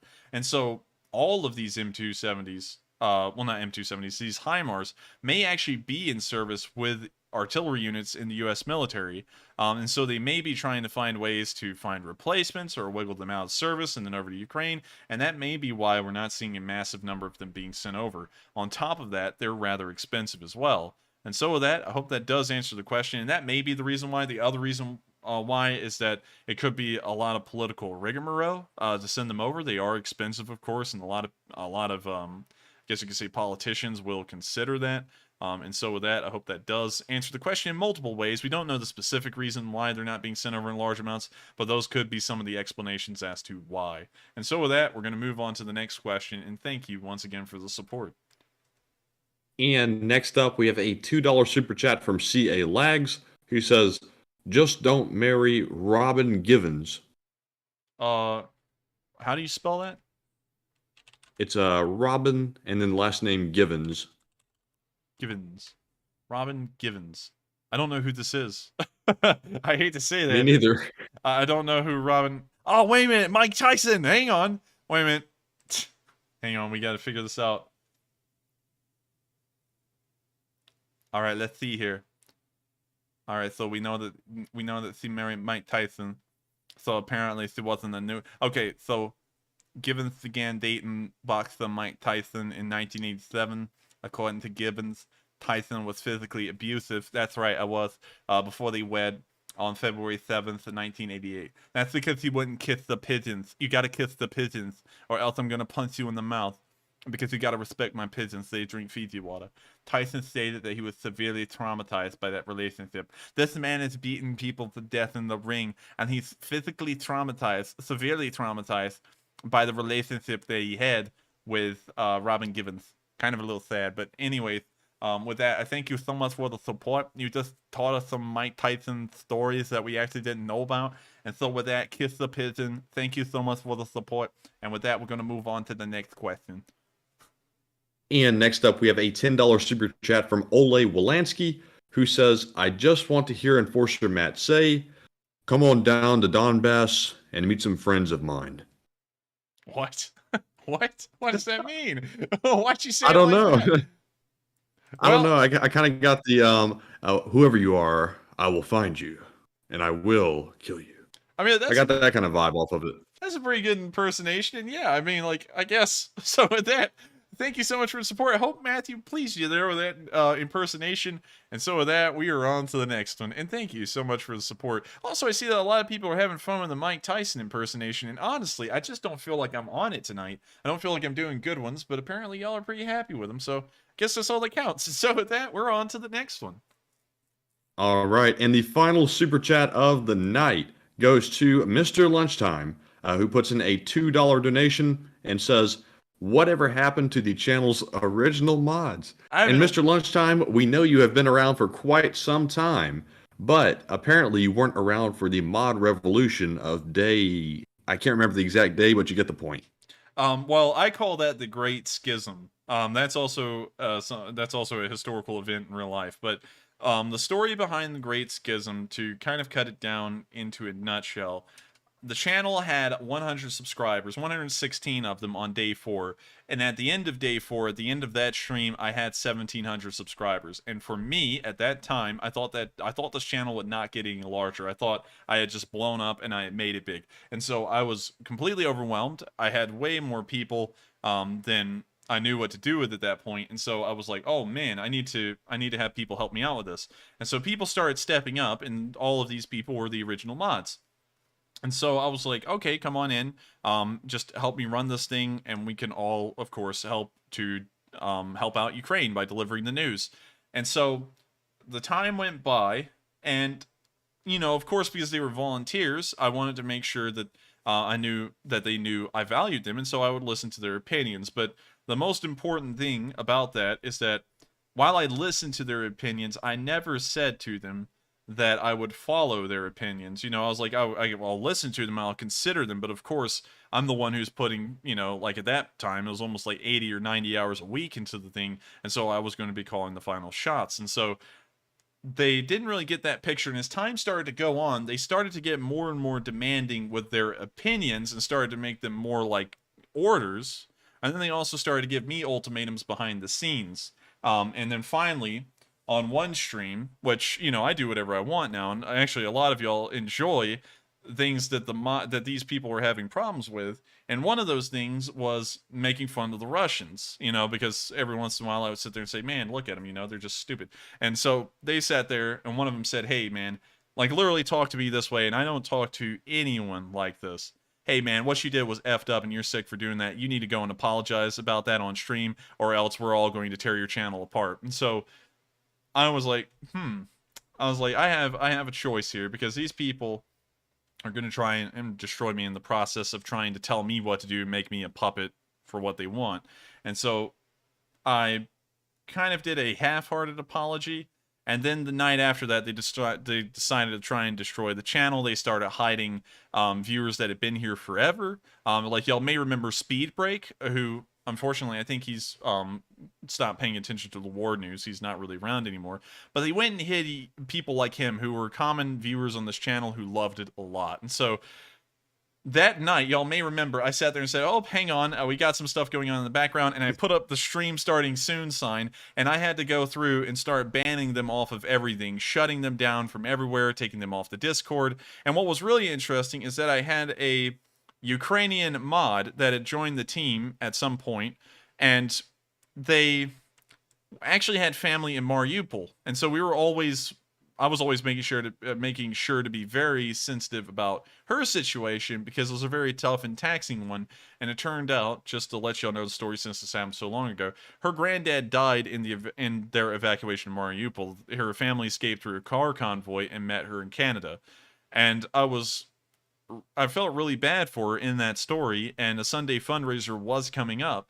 And so I said, hey, is it okay if I use that story during the Sunday fundraiser? I'm sure a lot of people will sympathize with that, and it will help the fundraiser out a lot, which is more help for Ukraine and people who may be in those kinds of situations. And so she said yes, and she gave me all the details. I actually believe I still have the screenshot. I asked her that question, took a screenshot of it. She said yes, and then wrote out the exact story of what happened so that way I could tell it on stream. I told it on stream, and then during the schism, when this was happening, she went on to Discord and started telling people that she told me that in confidence and wanted me to keep it secret and didn't want anyone on the stream to know, and I had completely backstabbed her and told this story on stream without her consent. And so after that, of course, I posted the screenshot of that stuff on Discord. And so that's kind of the story of what happened to the old mods, is that they decided they were going to tell me how to run my own show, and then also give me ultimatums and try and destroy the stream and the whole entire channel in the process of trying to pretty much grab power for themselves and really do nothing for it. So I hope that kind of explains the story, because I know that some of y'all may have not been around for that, but that was the Great Schism.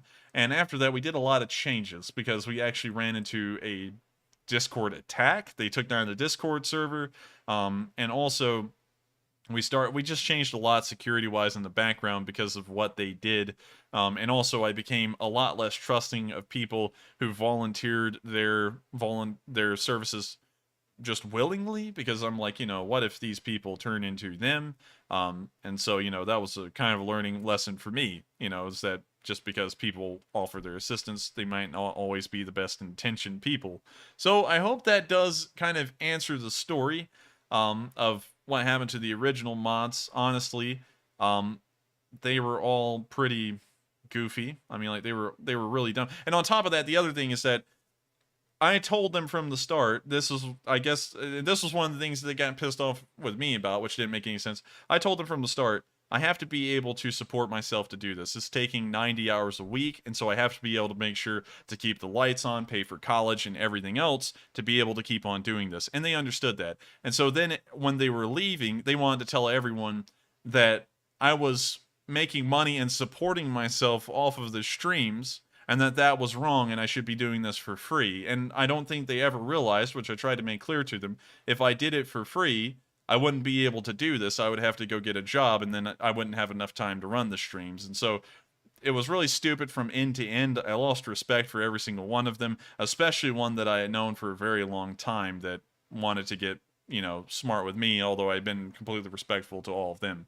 So that's the whole story from beginning to end. Enforcer, I just want to add that I saw Vitaly say in the live chat, and that's when Matt earned his title as Executioner, Matt. And Vitaly, that was actually when the mod revolution happened. Shortly after I started, it wasn't too long. I think it was maybe a week or two after I started. I think it was like 4 or 5 days, really. Yeah, it was very short after I started, and I was still trying to get the hang of putting the questions in the spreadsheet and getting everything organized so it wasn't just mayhem on the stream. And right as it happened, I got a message from a viewer saying, "Hey, they're over here in the Discord saying things that they shouldn't be saying." So they're running around over here spreading all these lies and things. And we were in such a panic to try to get over there and get them off of there because they were making up all kinds of lies. They were saying crazy things, and it was just mayhem. And if you were here, you remember how crazy it was. Uh, it'll definitely go down in channel history, and Moscow Mike will also go down in channel history as well. So if you've been here that long, you are definitely a channel legend and a trooper. Wait a minute, I forgot one of the points that someone did bring up is that, and this one was really weird to me. This is kind of getting into the detail of it, but one of them demanded that they get paid for being Discord mods, like literally they said we ought to split it all evenly amongst us. And I was like, what? I was like, hang on. I was like, I'm working 80 hours a week. You come on here for whenever. And I was like, what? I was like, that's not even fair. And so that was also the other problem, is that they were trying to suck the way that I would be able to support myself and keep doing this for 80 hours a week at that time. Now it's been drawn back to around 60 hours a week. And they were wanting to literally just suck me dry and kind of use it as a, like I'm getting something on the side kind of thing, which was really annoying to me. And I've never heard of Discord mods being put on a payroll anywhere, which was really bizarre to me. I was like, what? I was like, I've been at Discord mod like twice before, and that's never happened to me either. So with that, we're now going to move on to the next question, and that's kind of the whole story from start to finish, which has never really been described before, about where in the world the original mods went. And so with that, we are on to the next question. All right, and the final super chat of the night goes to Anthony, who puts in a $5 donation and says, "What if the former mods are doing the DDoS?" Yeah, I mean, like, it's possible. I don't really think. Well, I can't really rule anyone out. They could be doing it, but don't really have any surefire evidence of who is really doing it. Someone out there was, but we finally stopped that stuff, and now we just have internet connectivity issues and things like that, and also games crashing the stream, which happened once, and we never played games again after that. And so with that, I thank you so much for the support, and sadly, I really have no idea who could be doing it. But with that, we are on to the next question. And we actually have one more super chat that just came in before we get to our live chat questions, and it is an $18 donation from Raven7, who says, "You deserve some respect for just not stopping Enforcer." Well, I thank you so much for the support, Raven, and, of course, I just consider it part of what I'm doing, and of course, the support helps us to keep doing it, and so it is a job in a way, and I'm always trying to sit in the background, and while progress is slow, I'm always trying to figure out ways to give more, like we've of course improved the stream and its quality heavily over time, and of course, it's due to support, and on top of that, we're looking at doing things in the background right now. Of course, not going to say what, but we are looking at expanding out and doing even more. So I thank you so much for the support. And of course, one of my famous sayings, I don't say a lot actually on this stream, is that there are no brakes on this train, and this train is going to keep rolling until the end of time. And people always talk about, what about burnout? What about this? Don't worry, guys. Once I'm someone who either goes 100% or 0%. If I'm doing something, I'm doing it the best I can and the hardest I can. And so with that, I hope that does answer the question. And with that, we are on to the next question. And thank you so much once again, Raven, for the support. All right, and now moving on to our live chat questions. First up, we have a question from Santiago Flores, who says, "Did anybody find out the reason for the fist fight between the military and civilian official at the Odessa meeting?" Man, that's a great question, because I was never able to find a follow-up as to what happened there and what caused it. Just for those of y'all who didn't know, on Monday, well, no, on the first day of this week, which I believe is Thursday, there was a brawl in Odessa in between government and military officials, but no one knows why, and we still haven't really gotten a surefire answer as to why, and so sadly, I can't really answer that question. But the brawl obviously did occur, and it was very heated. It was, both of those guys were about to beat each other to death if they could have. And so I'm going to still try and look around and see if I can get some information on that, because that was an interesting occurrence for sure. So with that, I hope that does answer the question, and we are on to the next one. All right. And up next, we have a question from Secular Sakai, who says, Enforcer, I know several people in Taiwan deeply inspired by Ukraine. Do you have an opinion on the Taiwanese plight for independence? Yes. Victory to Ukraine. Yes, and thank you so much for saving that question, Matthew, because I actually told him we would get to that question later on. I do have an opinion on Taiwan. I don't really feel like it's a political opinion, but I guess it kind of is. So in this instance, we're going to suspend the political opinions for a second and talk about Taiwan. It really is a diplomatic opinion, not really a political opinion. But anyways, that's kind of getting caught in the weeds. Taiwan is a sovereign country on its own. It is completely separate from China, and it should remain that way. The Chinese want to claim that it's a rebellious province, but that's never been the case. The People's Republic of China has never actually exerted any kind of control over Taiwan, which is called the Republic of China. And so it is a completely separate country. And I think it should stay that way. I honestly think the United States should formally recognize Taiwan as an independent country, regardless of what the Chinese backlash would be. And it can't be too strong, because if the Chinese cut off trade with us, that's cutting out a large amount of their economic growth. So that's kind of my opinion on it. In a nutshell, I feel like Taiwan is, in its own right, it's a nation. It's an independent country, and it's silly to not act like it is one. So with that, I hope that does answer the question. I do believe that the Taiwanese should get a lot of inspiration out of their Ukrainian friends, because much like Russia says that Ukraine is part of Russia, China says that Taiwan is part of them, and it's really not. And so with that, I hope that did answer the question to the best of my abilities, and also, Slava Ukraini. And with that, we are on to the next question. All right, and next up from the live chat, we have a question from Sweet Cheeks, who says, Enforcer, do the Russians sound the air raid alarms when there's incoming fire in the cities that they have captured?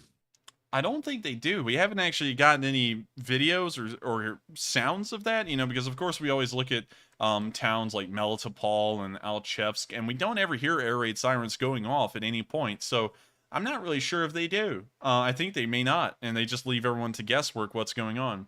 And so with that, I hope that answers the question. Kind of a brief answer, but that's about the best I know about it. So can't really answer any further than that, but hope that did answer the question. And with that, we're going to answer 3 more questions from the chat, and then we're going to end out tonight's stream. It has been a little bit long, but I wanted to make sure to answer a decent amount of live chat questions tonight. And so with that, we are on to the next one. And next up from the live chat, we have a question from Judy Wilson, who says, what do you think it's going to take for the war to end? It will most likely take more Western support, and that's a whole thing at this point. Everyone's starting to argue about that. Well, not everyone, but some people are starting to talk about that here in the U.S. The only people losing this war is the American taxpayer. Well, yeah, but we kind of lose in the end on everything. Honestly, when it comes to government spending, there's almost never a way that government spending is ever done efficiently and effectively. So in that regards, it's kind of a null argument. So I think it will require more Western and U.S. support in general, and it will also require the Ukrainians to continue on this war for a while longer, months, if not a year or two. And I tell you something, if someone calls a 2-year war an endless war, I'm going to lose my mind. A 2-year war is a very short war. A lot of wars last 10 years, 20 years. Very few wars last shorter than 5. And so if a war lasts for months or just 2 years, that's a short war in the history books. And so if it lasts 2 years, then it lasts 2 years. And hopefully we can have this whole entire thing sorted out in 2 years' time. Hopefully it ends sooner than that. But of course, at this point, I don't want to be one of those people who's always going, it's going to end by Christmas, it's going to end by Christmas, and then it doesn't end by Christmas, and then I'm guessing it'll end by the spring, because that's almost what everyone gets into in every war in history. And so I'm going to go ahead and assume it's going to be a long run thing that'll last maybe a couple of years. And so with that, I think we'll just have to keep on supporting them through and through, and make sure that the Ukrainian economy is also strong, because that's a very important facet of continuing on a war. And we might want to expand our economic tendrils into Ukraine, so that way they can have the vital Western economic blood flowing through them and help them stay alive that way. And so with that, I hope that does answer the question. And with that, I think we're on to the second to last, or the last question of the night. I've kind of lost track there for a second. And this is going to be the second to last question of the night. And this one is from Pakatang. Of course, because Pakatang puts in really good questions every single night. And Pakatang, thank you for that very much. And Pakatang says, Enforcer, Should Germany temporarily reactivate their nuclear and coal power plants to help the EU end their dependence on Russian oil? That is an excellent question. And the problem is that Germany has activated and actually has their coal power plants operating almost at maximum capacity at the moment. And the German population, I don't know what it is with the Germans, but they hate nuclear power like no end. It's unbelievable. And it's honestly kind of backwards when you really look at the safety and efficacy of nuclear power. By and large, is incredibly safe. You know, of course, there's always the famous instances like Chernobyl, Chelyabinsk, Fukushima, and 3 Mile Island, but at the same time, you can count all of the nuclear incidents that have ever happened around the world, and Chelyabinsk isn't even a nuclear reactor problem, so count that one out. You can actually count out all of the nuclear disasters that have actually had an effect on people on one hand. You can't even begin to name off how many coal fires have started because of coal power plants, how many people have died because of them. I mean, like, honestly, based off the amount of people that have actually died from nuclear versus coal, nuclear is incredibly safe still, and very energy efficient and space efficient for the amount of energy it can produce per acre, because, you know, power plants take up space. So in that instance, I don't know if any of the German power plants would be able to be refitted to become operational again, but I do believe that's something that they should do. The Germans left a massive gap in their power grid because they just literally shut all of them off after the Fukushima incident and never turned them back on. And so I think that's something that they should just do in the long run for the future, because it'd be beneficial for their country. And of course, compared to the alternatives that they have right now, because if y'all don't know, just talking about a little bit of what Germany is trying to focus its energy grid by and large as the entire government's approach, to be green. And in the process, they shut down the nuclear power plants, which are actually pretty green, and replaced them with coal power plants and oil. So, you know, they didn't really do much to fix that issue. In fact, it got worse. So if they were actually wanting to pursue their policies, it would actually be a little bit more beneficial to turn the power plants back on and keep them running indefinitely, much like France has. And so with that, I hope that does kind of answer the question in a way. I do agree with you. I think it'd be beneficial for them to ramp up the coal power plants if they can anymore. I don't know if they're even able to. I think they may be at their maximum. And then reactivate the nuclear plants as well, and that will definitely pull them away from the teat of Russian oil that they've now become reliant on. And so with that, I hope that does answer the question, and we are now on to the final question of the night. And so, who threw in the lucky last question? So the lucky last viewer of the night is Paul Plonsky, who says, Enforcer, why haven't we heard too much about Sweden and Finland officially becoming NATO members? I thought for sure Russia would be flapping their gums. Well, they were invited into NATO, and as far as I know, they have not been formally accepted yet, but they are practically NATO members as of this very moment. The reason why you haven't heard a lot about that is, as usual, Russian threats fall flat. And so once Russia saw that the threats were getting nowhere, there's really no way for them to follow up on them rather than going into war. And that's something that the Russians know is a losing game for them and a losing game for everyone. And so that's why you haven't heard a lot about it, at least in terms of what the Russians are doing, because all of their threats are now pointless. If they attack NATO or Finland, it's pretty much going to incur the wrath of the West already. And so they would lose. So pretty much the short answer, and that I'm not really explaining all too well, is that the Russian threats fell flat, and they really have nothing else to do rather than flap their gums. And at this point, it's pointless for them to do that because flapping their gums will not change the outcome. And so with that, I hope that does answer the question. And I thank you all so much for the support and the wonderful questions that we've had tonight. Of course, it was a pleasure once again to report the day 136 news to all of y'all. And I hope y'all have found it to be a very interesting stream, very educational, and on top of that, enjoyable to watch. Of course, the community is wonderful. I've been watching the live chat the entire time, of course, on the second monitor, and it's always fun to see what y'all say and you know, the conversations y'all have, and also to talk to y'all as well. I find it a high honor to be the enforcer and to be able to have the Lee Spring Army as a community that I can claim as my own, and y'all can claim the community as y'all's own as well. And so thank you all once again for watching, and I'll see y'all tomorrow for Sunday night's fundraiser at 10 p.m. Eastern Time, which will also be the final stream of this week before we go on to our Monday break. So thank you all once again for watching, and I'll see you tomorrow at 10 p.m. Eastern Time for the fundraiser. Good night, everyone, and take care.